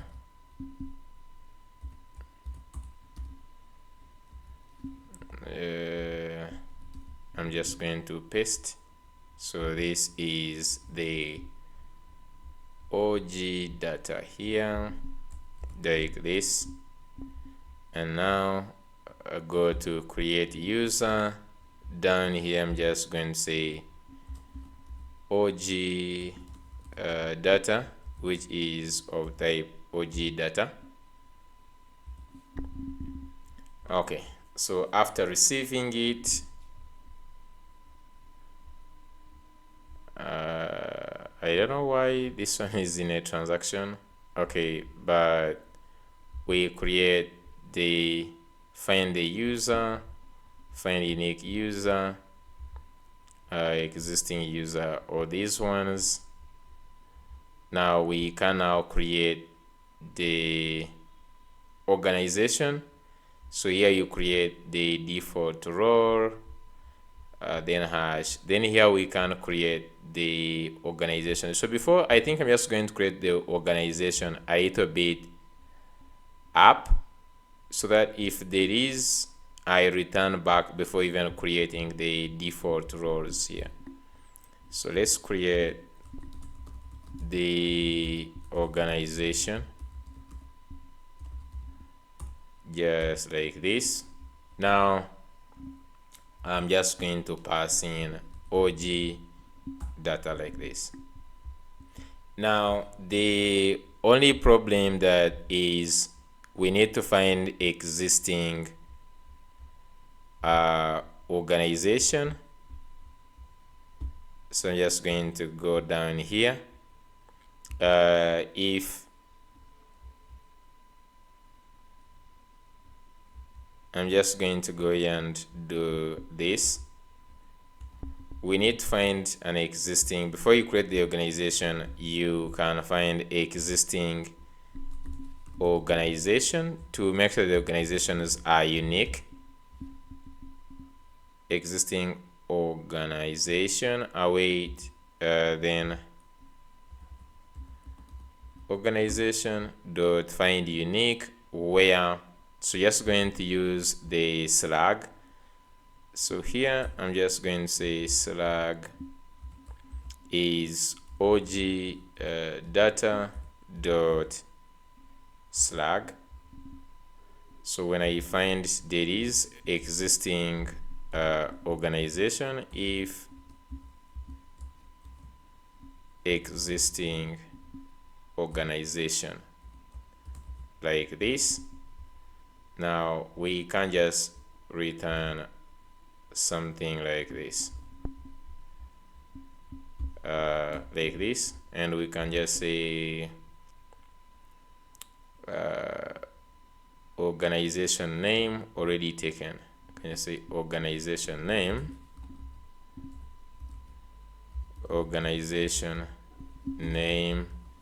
then here you can just like put og data dot name, and then here is already taken, just like that. Then otherwise we just go ahead and create. So here you return. So here we just go ahead and create the OG, and everything is fine. So we just simply take these ones, but then here we create the organization. I think that's great. So we have the organization here. Just going to change the icon. Can I just go and look for the organization on these icons are called what? Lucid. So I'm just going to go on Lucid and let's look for the house or something like warehouse. I'm just going to go to register here on this form where we have the organization. I'm just going to say warehouse.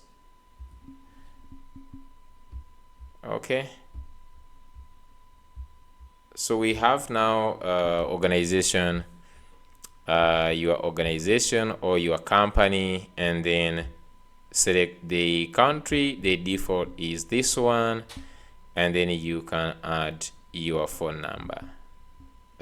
Since we know the country now, we can also just know the country code. Okay, then we have here the password. So I'm just going to go ahead and remove these ones. We're not having login with Google and GitHub. If you want, you can implement them. I'm not going to have them really, but you can just go ahead and add them. Just going to remove this and also this. And you can just, since we are here, we can remove it also from the login form. Similarly, remove this and also this. So if you just go here, we have the login, which doesn't have them also. So create, nice. Okay. You can just also go ahead and customize this. You can remove the login on the register. If you want, you can remove this logo if you want. Like if you feel it is maybe making this a little bit congested, it doesn't like really fit. It doesn't really look like fitting at this point, to be sincere. Like it doesn't really fit in nicely. So create an account, create your to get started. So maybe we could just like have a beta. Instead of centering these ones, I'm just going to remove the text center from here. Yeah, this looks better. So just going to create your, so here create your inventory, then your Inventory Pro account to get started. Okay, so you can choose the organization, choose the country, and then you go ahead and choose these things. So let's go ahead and try to create a new user, and we see if we can log in. So from here, by the way, we need to go to the verify. So we need to verify the email. We use the code. So basically, we can route to the user. So from the register, we have access to things. We can use the company ID, or we can use the user ID. Any we want is what we can use at this point. So if you look at the response that is coming back, is the create user. So down here is that if everything is created successfully, you can see that it returns back the new user, or you could even return the organization. Like really at this point, you can just but I'm just going to say the user. So here we could remove the password, because if you look in this user here, we still having the password, so you could just remove the password not to be seen. I'm just going to say here password as new password, and then I will just use this technique of spread. Others is going to equal to new user. So you can return back everything here, but apart from the password. You don't want to return back the password, this one, to the user, which is something very small. So here we could just pass others, or you could just the only thing, but really we need actually from the return here, we could just only return the ID. So we return, for instance, remove this, and let's return data to be ID. So I'm just going to say data to be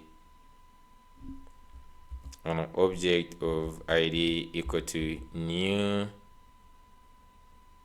user dot ID. Just like this. You could just go ahead and return only the ID. This is what you're only interested in, to route the user to this. Okay. Maybe another thing would be what? The email. No, this one is only enough actually, the ID. Okay, so what do we need to do right now? We just get the that verify form also, and I will give you the verify form in a second, but we are returning this. So we need to go and create a new verify. So I'm just going to go here in the auth. Let's create a new folder for verify. Okay, so this will have the page. I will just go ahead and get you this one in a second. So let me just go to here in a second.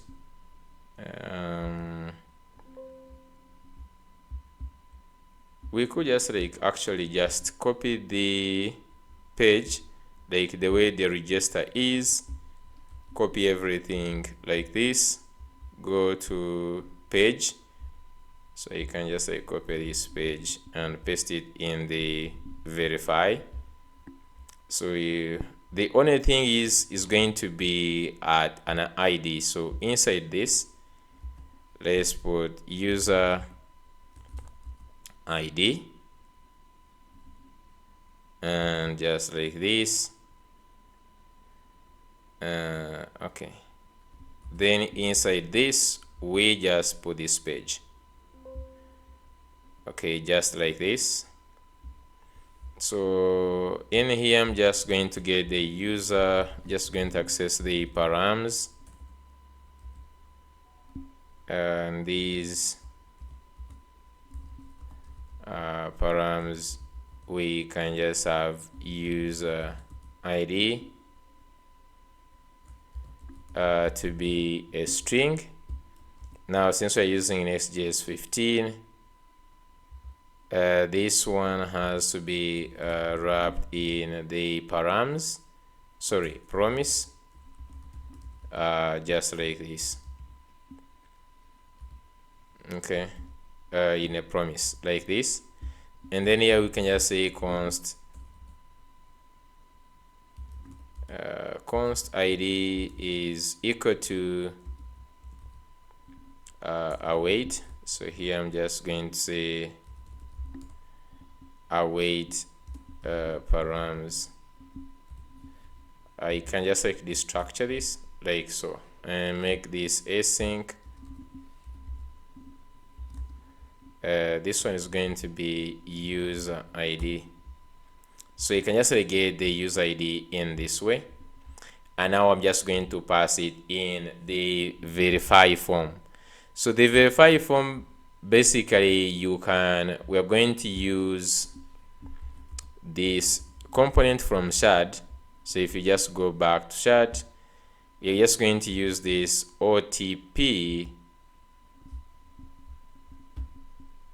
Okay, we're just going to use this OTP component. They have that OTP component, so just going to use this OTP component. Now if you go back to the docs, I have this component somewhere. I don't know where, but I must be having it under, if you scroll down to where we have authentication and authorization here, and you scroll, you will see that there is a part of saying verify token form. So this here, create the verify token form, just like this. So I will just go ahead and get this token form and we will use it. So where am I going to get it? Let me just go in one project here and I will get it. Let me just go here where you have this. I will go to forms and I just need to get the verify form. Okay, and I will just go back to forms and add this verify form. So let me just give you this verify form, copy, and let me add the verify form here. H2 verify form. Okay, so this is the verify form. Okay, so let's go ahead and connect this on this verify form, verify OTP form, just like this. If you look at this, it takes in the phone and this. In this case, is going to be the email. Okay, I'm just going to say that this is going to be the email. I don't know why we have resend OTP. Do we really need this? I'm just going to first leave it. So this one is going to be email because we'll send the code on the email. So this one is going to be also email. I'm just going to clean it up. There are some things we don't want. Set is resending. So down here, handle resend. We are not going to you can handle the resend of the OTP, but I'm just going to handle that. The only thing I just want is we have the submit. Then here just going to say verify your email. Okay. And you're just going to say here verify your account instead. And then we have sent you a 6-digit verification code to your email. Okay, so 6, yeah, 6 is okay.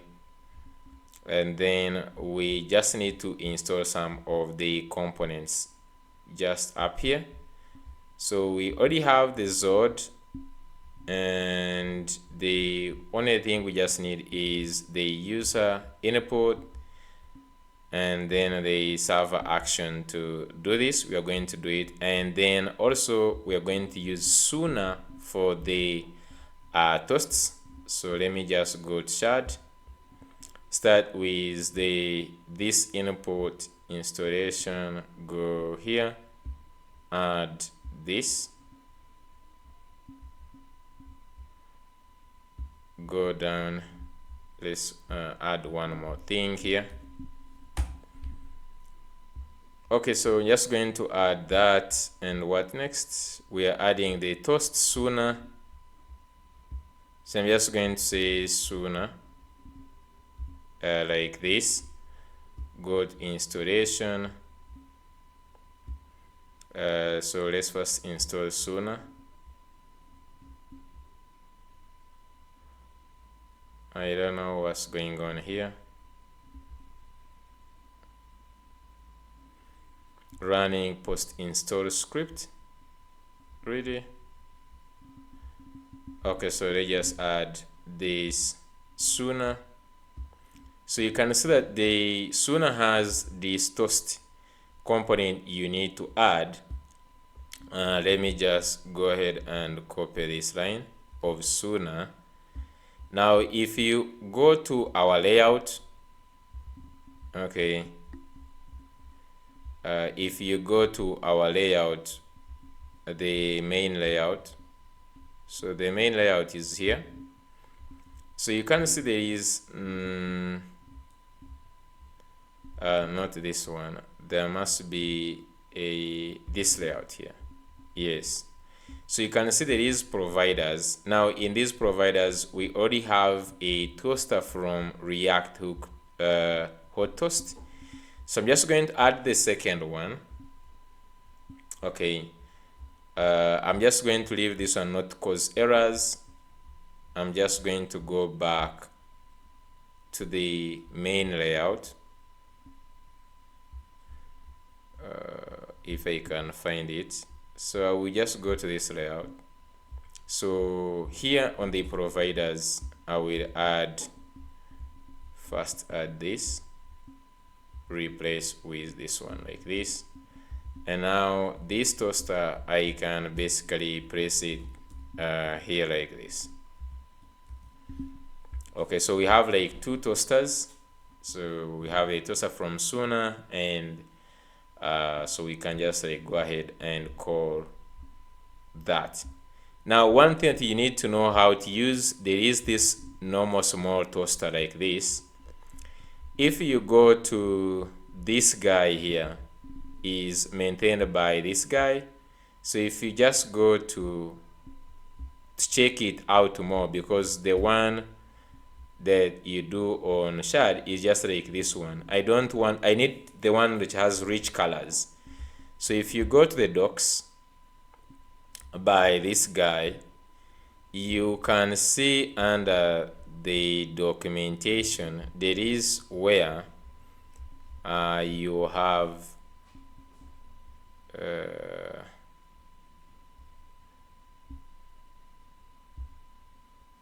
you can see this is the normal one, I just need documentation. I don't know. There is where we have styling. I don't know. Like, is it in the styling? There is why you want to make it richer. I'm just going to first go back here. It must be here. Toast from sooner. So under customization, there is why you can describe it. You pass in the name and the description. You can have success, info, warning, error, action, promise custom. No, that's not the one I want. There is where we have richer colors. So you see this one where you have these richer colors. So if you have on the richer colors, you need to pass in rich colors on this. Okay, so where we pass the toast, just simply pass in rich colors, just like that. So this one is going to be really, really nice. Okay, so going back to this thing, so when you're just recording the success or the toast, we're going to be seeing that we have the rich colors. So where we have like this toast dot success, so we can say dot success, we say account, like we have like account verified successfully, and then here you can just put a description and you say that your account has been successfully verified. Okay, just a second. Okay, so this is now, I'm just going to first of all get the toast from Suna, as you can see here. So like for instance, the error, you can just say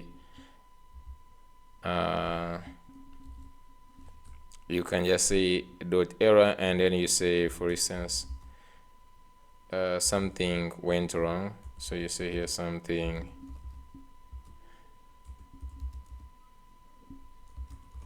went wrong, and then you can just like add this as a description. Okay, so then account verified. Okay, so now what we just need is call the API to verify this. Okay, we'll do that in a second. So what we need is to make sure that there is no any let's go and call this verify OTP in the user. So here under users, I'm just going to create another function.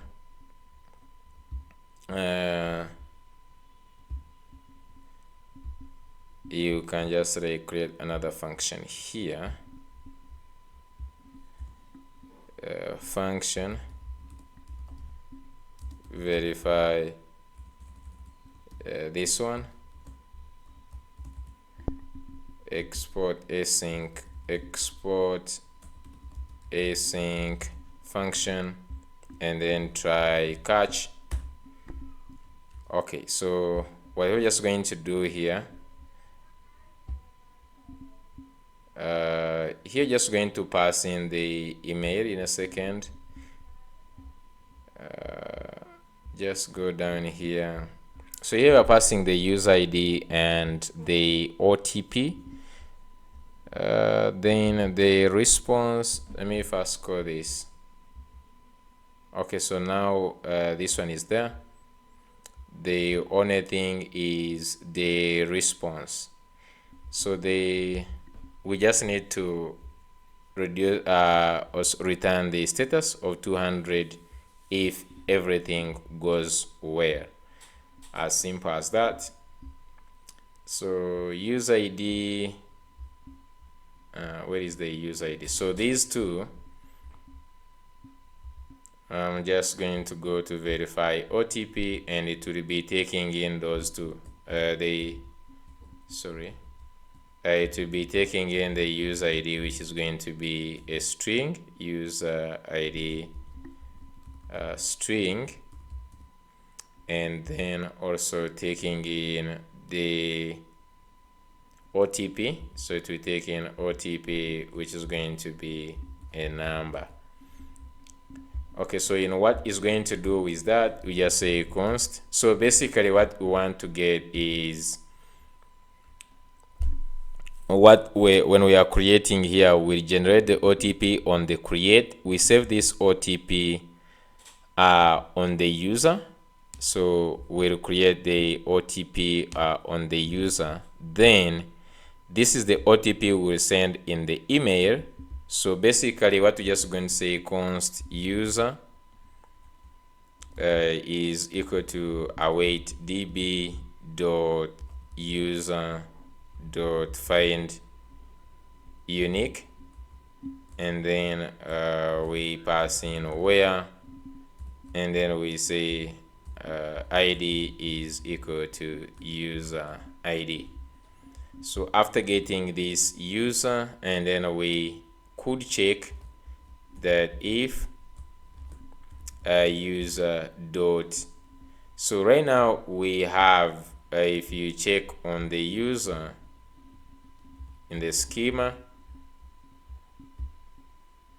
let's check on the user. The user is having this token. Okay, so we can't just leave it as a string, just not change anything. We can just like leave the token as a string, the one that we will send on the email, so that this one doesn't need to convert it. We just simply say OTP data.otp. So here is going to be data.otp. So in this is going to be the token, which is going to be string, just like that. And now we can just check if the existing user dot token, because this user has the token, and this one we can just call it user token, the user.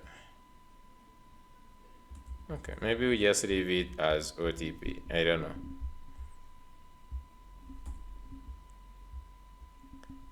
If user token is equal to token to OTP, then there we could just like return. Just going to return. So basically we need to return the status of 200.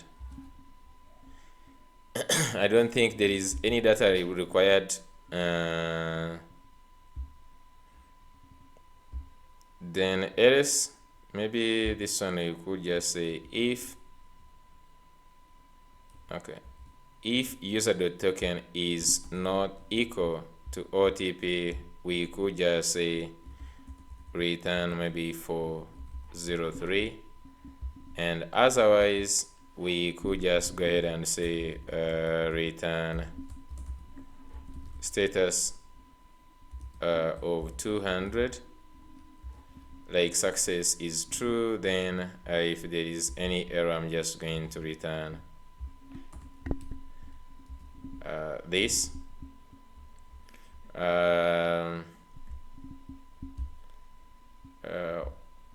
What it is, yeah, so you can see everything here is okay. just get the response, brings back the status, and then if the status is not 200, and if it is, and then we routing.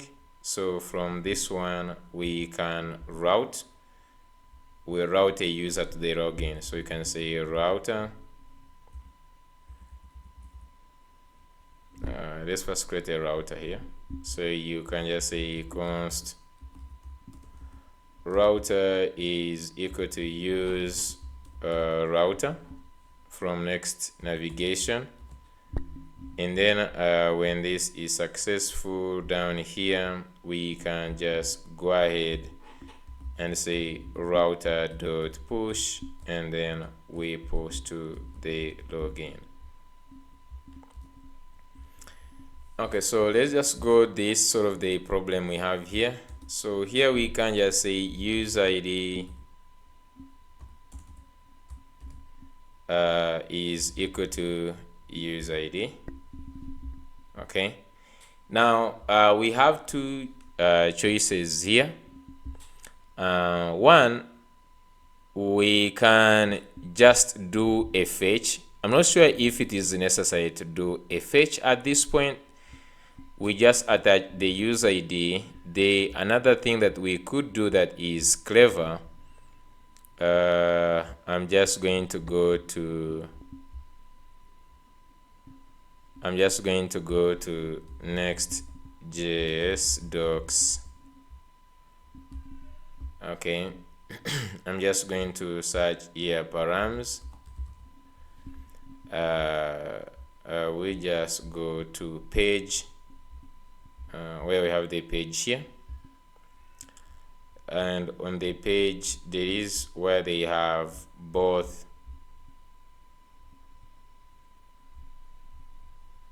they have also both the search params and the params.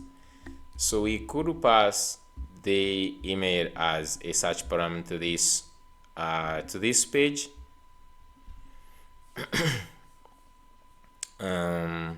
Now you can just also customize, and so I'm just going to add, I can add this. So here is going to be the user ID, and then for this other one we could just say const email, because the only way we could get the email is we could just get email by user ID. So we can just get this email by user ID, but we could capture this from the sign up. So we just say email is going to be equal to search, is going to be await. Okay, await, and then you're like search params dot outside here. You need to put await, should be within like this, and then we say dot email, just like this, and you can take this as a string, and now we can pass user ID and the email like so. Email. So going back to the register form a little bit, we can get back from this. We are getting back one thing, which was we're getting only this. I'm just going to pass in also the email, which is going to be new user dot email. So in the data that we get back here, so go to the register. So after this, instead of routing, you see where we have this, it is if we have status of 200, we toast. So I'm just going to change this toaster. So instead of this routing and pushing to the this, I'm just going to say that we need to go to verify this route we created. So you see it is under verify, and then you pass the user ID. So here we pass dollar. So this one is response dot data dot. So if you look in this, we have the ID and the email, and then we can attach. So we say email is equal to dollar raise dot data dot email. Okay, so we are passing these two things to the verify page, and this is nice. So here I'm just going to say dot success will pass account created. So I'm just going to say here account created. So I'm just going to pass in the description. So first of all, change this toaster from React hot toast. I'm just going to first remove all this. Change this to sooner. So I'm just going to say sooner. So down here, I'm just going to say description.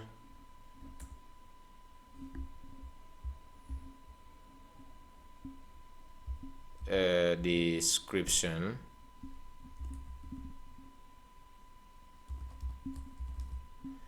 And the description is going to be your account has been created.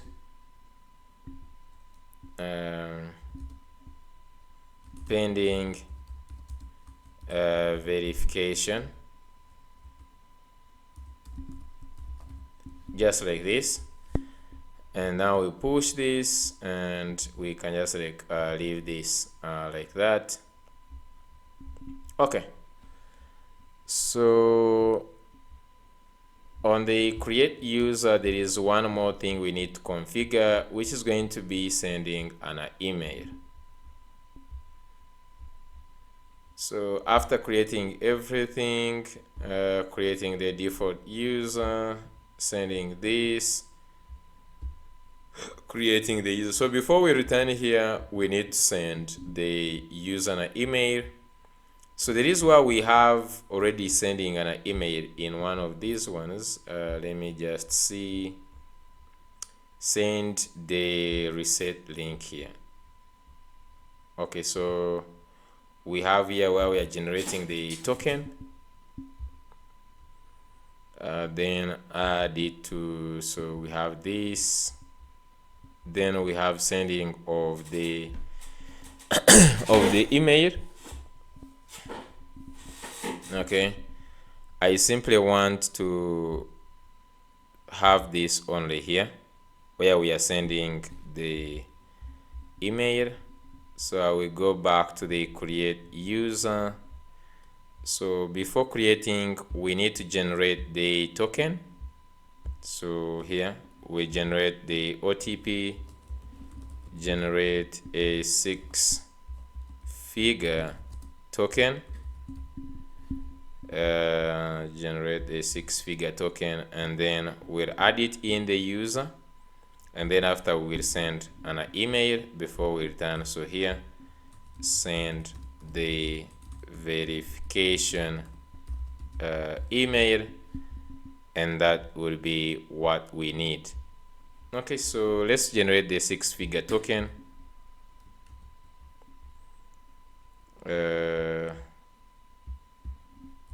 There is already a generate token function. I don't think it is generating a 6-figure.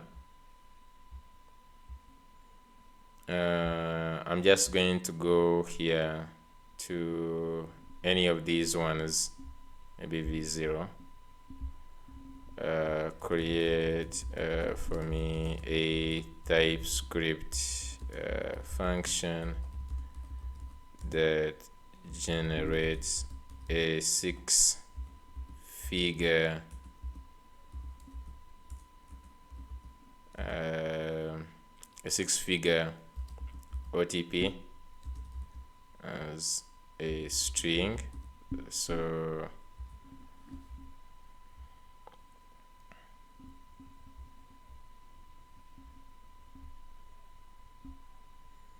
okay, so generate OTP, we have it here, so it just converts it and puts it in this. So we can just go to lib and let's add generate OTP, generate OTP.ts,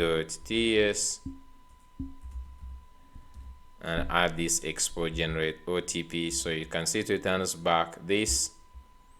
So here we're just going to say const token is equal to generate OTP, just like this.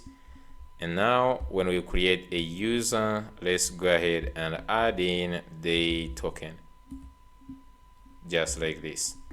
So we add the token in the user, and now so when we are sending a verification email, I'm just going to call this one as inventory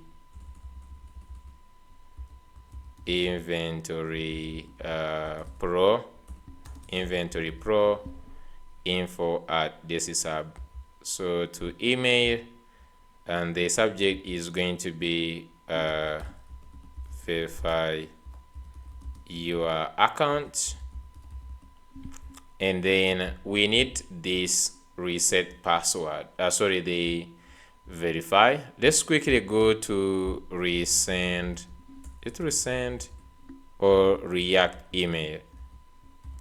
Let's go to React email. They already have some templates we can use, so go templates.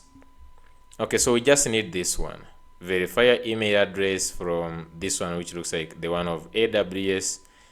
Really nice and easy. Okay, so I just need this one. Just go to the code and let's copy this. I'm just going to go to templates. So you can just say have here in the components, I have email templates. So I'm just going to put a second one, which is verify OTP.ts tsx, and paste this. Okay, so this one is named as AWS verify email. So maybe just create verify email. Okay, nice. So need to pass in the things that we are passing in here, the props. We are not passing in on this. Okay, maybe here we'll just say we could pass this one as the subject. I don't know. Verify your email address. Thanks for starting new creation. This. Okay. I wanted also to pass in the name of the person and the subject, but since I'm just going to say here, just going to say inventory pro verification email, then there is this logo. So normally what you can do if you have your logo is you go ahead and put this here. Like if we have a logo in our as a static file, but the good way would be if you just want to look at this preview, like this is an image, right? So we could just like have an image which says inventory pro. So you just go like to, for now, just going to maybe leave it. I will just like customize this, but you can just have a text instead here, by the way. In this section, we could have like a heading here.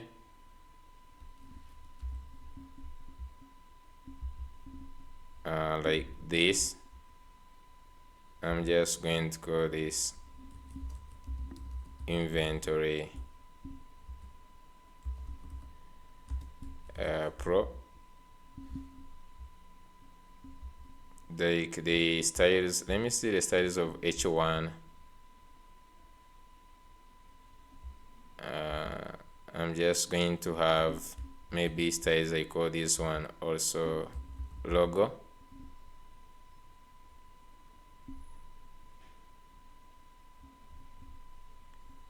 I just want to increase the font size to maybe 40 or 50, just like this. And down where I have h1, I'm just going to put logo. So here I'm just going to say logo. The color is okay. Image section already is having this background and the padding, so it's like maybe center or anything, but otherwise I will be good. Verify your email address, and then down here they are going to put the verification code. This code is valid for 10 minutes and everything. Here I'm just going to say inventory pro will never email you and ask you to disclose your password or anything. So you can just go ahead and put like inventory pro. Okay, inventory pro.com. So you can just change this to inventory inventory pro.com instead of the amazon.com. So we can just like customize this like so. So this we can also just say quite just like verify email, and of now we don't have any errors. Verification code by default is this, so we just need to call the verify inside the user here. So just come and say verify email, and the only thing we just need to pass in is the verification code, which in this case is going to be I can say const verification code. Okay, I could just say const verification code is equal to new user dot token. Okay, just make sure we just give this dot token. That's the only thing we need. We are not passing even the name of the user. We can just go ahead and console.log the data. If it is there. If there is error, we could also just capture that. If there is error, then we could first of all console.log that error, and then we could also return this. Okay, just to know that something went wrong. Okay,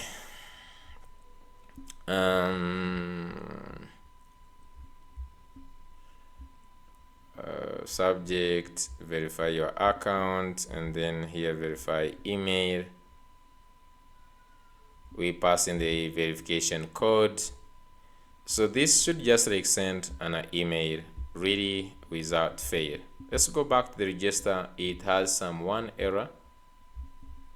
I don't know why this error is originating, but is toast. Is this like we do this? Yeah.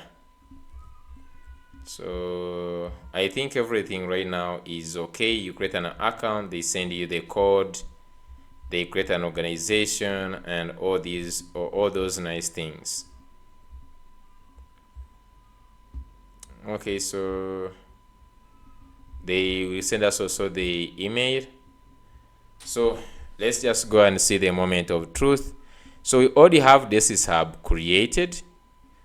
No, actually we don't. The one that we created was the default. So I'm just going to go ahead and create this hub, Uganda, and the first name is going to be, these are my names, email. Let me change this phone number here, and then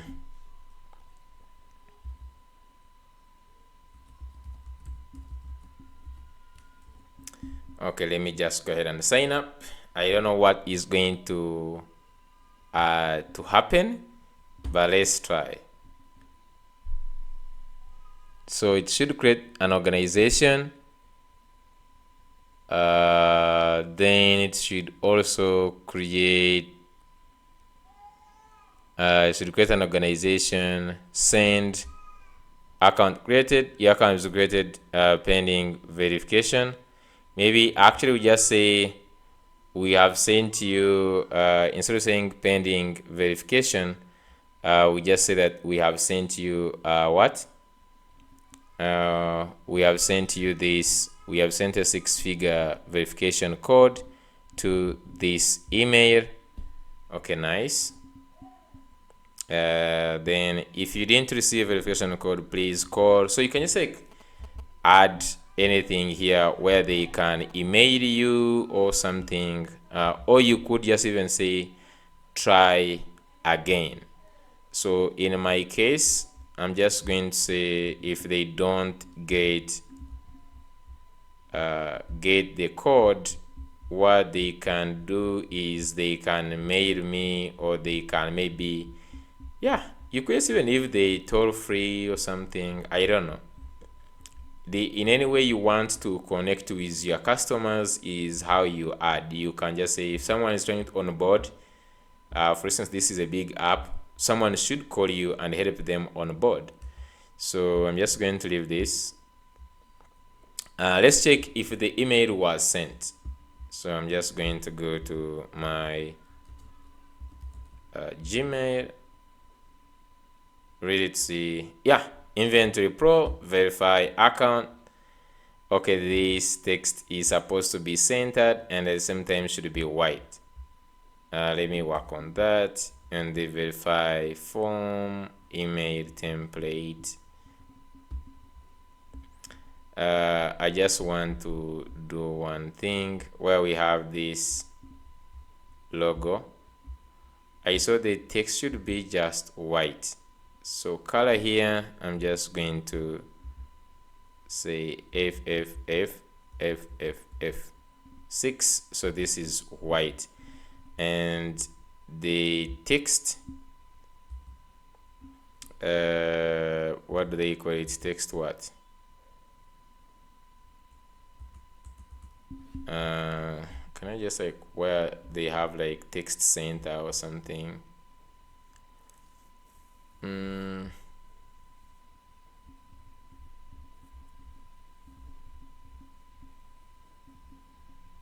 Just like, okay, so I think there is this one, text align.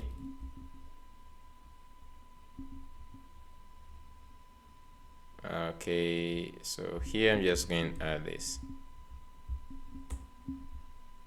They just say as const. Okay, I don't know why they're doing this, but we can just like add this color to be white. Otherwise, the code was verify your email address. Thank you for starting the new account creation process. We're just going to change here, but the code is here. So you can just copy this code, go back to this app and add in this, and let's go ahead and verify. Yeah, so account verified, and the person goes to the login. On the login, let's change this name to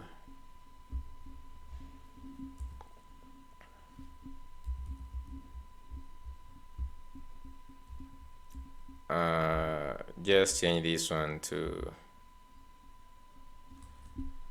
Inventory Pro. Okay, Inventory Pro, just like this. So the next thing is just now to go ahead and log in. So I'm just going to go ahead and try to log in with my email.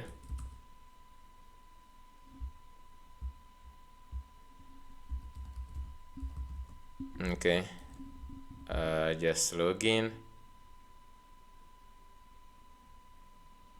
Okay, nice. I just want to see if the organization and everything. Yeah, so you can see the organization is this hub. Then the organization ID is here. So nice.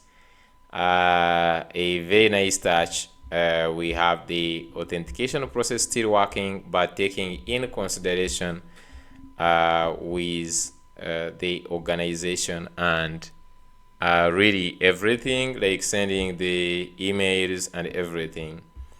So what I just like want to do is, I think in the next maybe in the next episode, we just need to go ahead and start customizing this. Okay, we need to start customizing this dashboard to have everything we need. Okay, we need to customize everything we need, like this header here. We're going to customize it to have the organization and everything to start looking the way we want. Then we're just going to end up deploying this again, see if there is nothing that has changed. Deployment, understanding, creating the seed file, authentication and onboarding, and we have added even more things like sending emails. Okay, so I think that is really great. Is there any user we want to again create? I think this is just like great.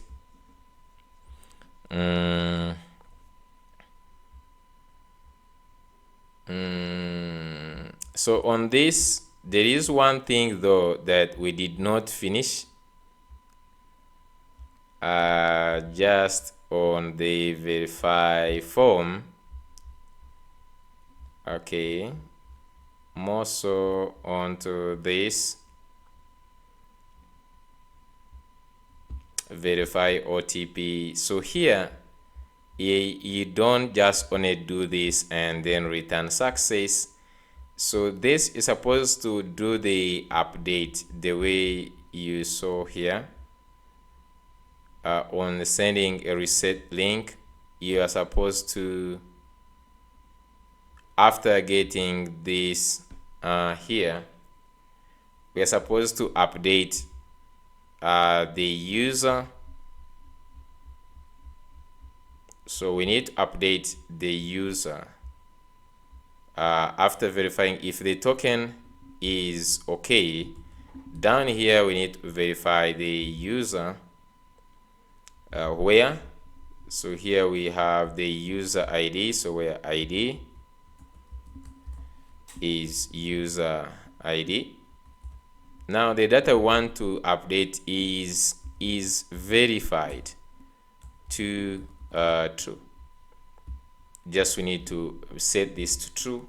Now if we at some point you need, we can add this is verified, we can add it also in the session, so that if someone tries to actually log in when they are not verified, so for instance, I can just like add this, okay, is verified, and you can just put this in the auth options.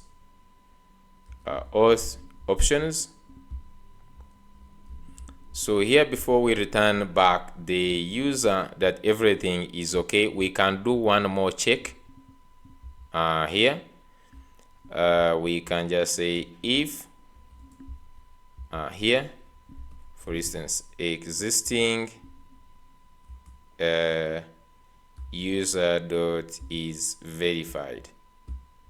So if this is not, then we can just say user not verified. So if he's trying to log in, we can refuse him not to log in just from this step here. If the user dot verified is not, then we don't. As simple as that, actually. By the way, we simply throw an error. That's it. You can see if there's no existing user, if the password is not matching, and if this here. So before even we consider the password matching, we can start even this. Now I don't even need to put in, I can stop him from logging in, and the only thing I'm just going to do is on the login form where we have here where we have the login error, we're just going to also get the toast from sooner. We just get this from sooner, and I'm just going to say toast date error, sign in error. Okay, so I'm just going to do this, and let's describe this. Description, I can just say please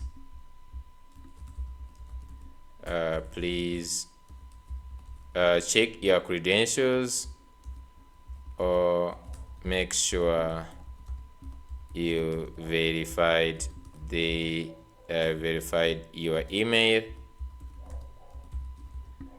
Okay, verified your email. So you cannot just like log in if you're not verified. Okay, so set error here, wrong credentials, check again, or not verified here. So you can say so here, or not verified. Okay, so we can just like put that, and that's the only thing we just need for this login success. Okay, so this one is also okay. I think we have everything done. We need to do deploy this. Okay, we need to deploy this. Just one thing on the dashboard.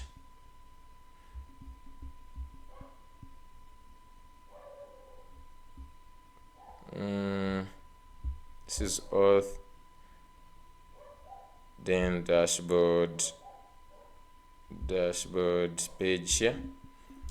Here we're just like trying, but does not necessarily mean anything here really. OG name, I'm just going to add margin bottom of 4 just for now. Just add this to have enough space down here. Okay, and for this organization ID, okay, so the only thing I'm just going to do right now is go ahead and deploy this, so that in the next episode we'll start from this one. And yeah, Okay, so we could also check, but I'm just going to simply go ahead and deploy without even. So git, I'm just going to say git add dot and git commit -m added. You can just say fit. Okay, just say modified the login, the auth flow. Just going to say auth flow, and then here just say git push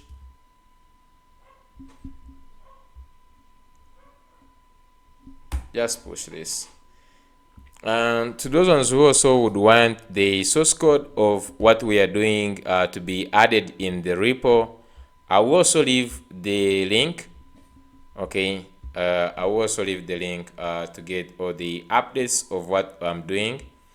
Now for that one is going to start at 100, but it might actually increase as we move on. Okay, so for now I'm just going to put that on so that you will be added also directly in the repo.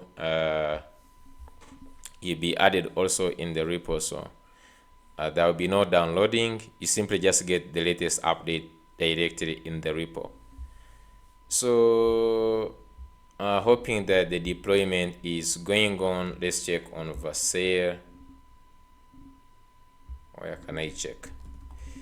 Let's go on Versailles and check.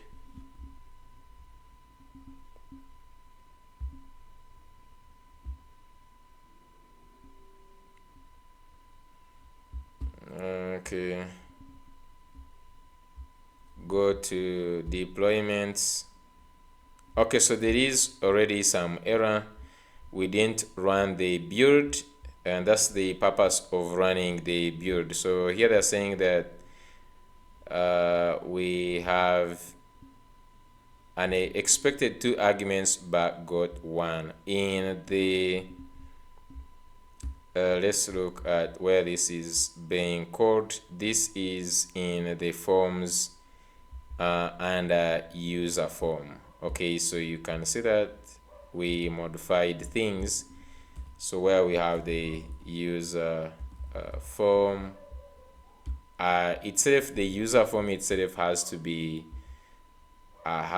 changed. Okay, for now I'm just going to go to the register form and get this object like this, and I'm just going to go ahead and call this here. Okay, so for now I'm just going to call this because we're going to edit this. Okay, we are not using it yet, so I'm very sure we'll modify this.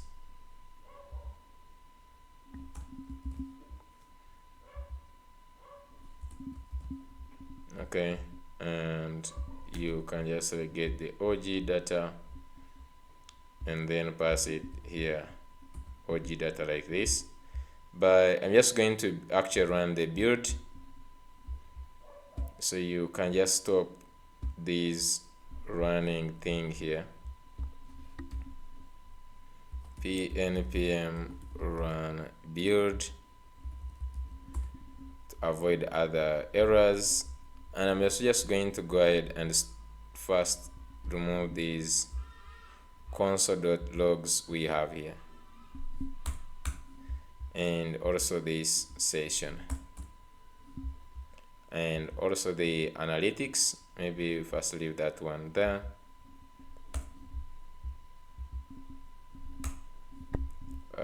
We do a lot of customizations in the next episode, so really don't need to worry at this point.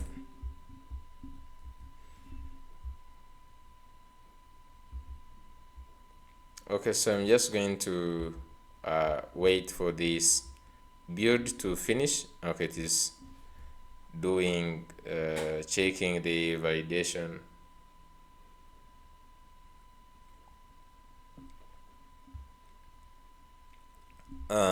Just see the time. Oh, 5 hours. Okay, that's nice. We'll be taking some days, so I will be giving you about 1 day or 2 days to go ahead and finish watching this. So it will be not in 1 day, and I will also make sure that I add timestamps. Okay, so I think everything is good. I'm just going to go here and push. I will make sure that for these episodes I will add timestamps for sure. We'll add timestamps so that you follow very nicely. As I said, those who want the code, you will also find it in the description. So yeah.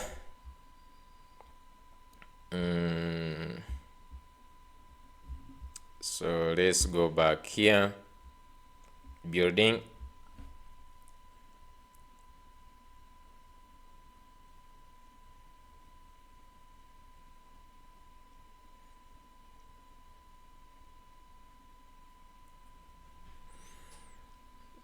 Just give it some few seconds.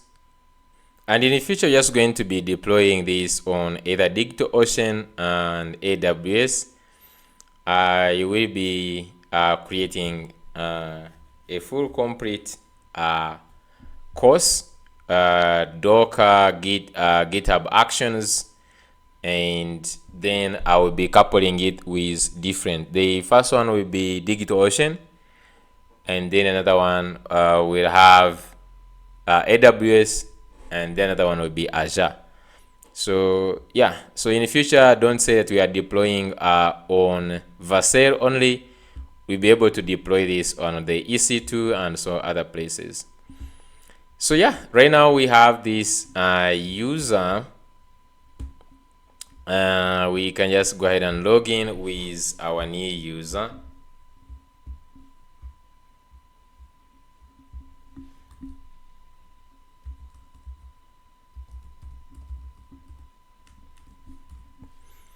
Okay. Please check your credentials or make sure you verified your email. You can see the errors are good. Maybe this note has to be given some space. I'm very sure it must be something to do with my let's just check one more time. Oh, seriously? Maybe you could just like refresh. You don't know. What's going on? Like, what's really going on? I don't understand.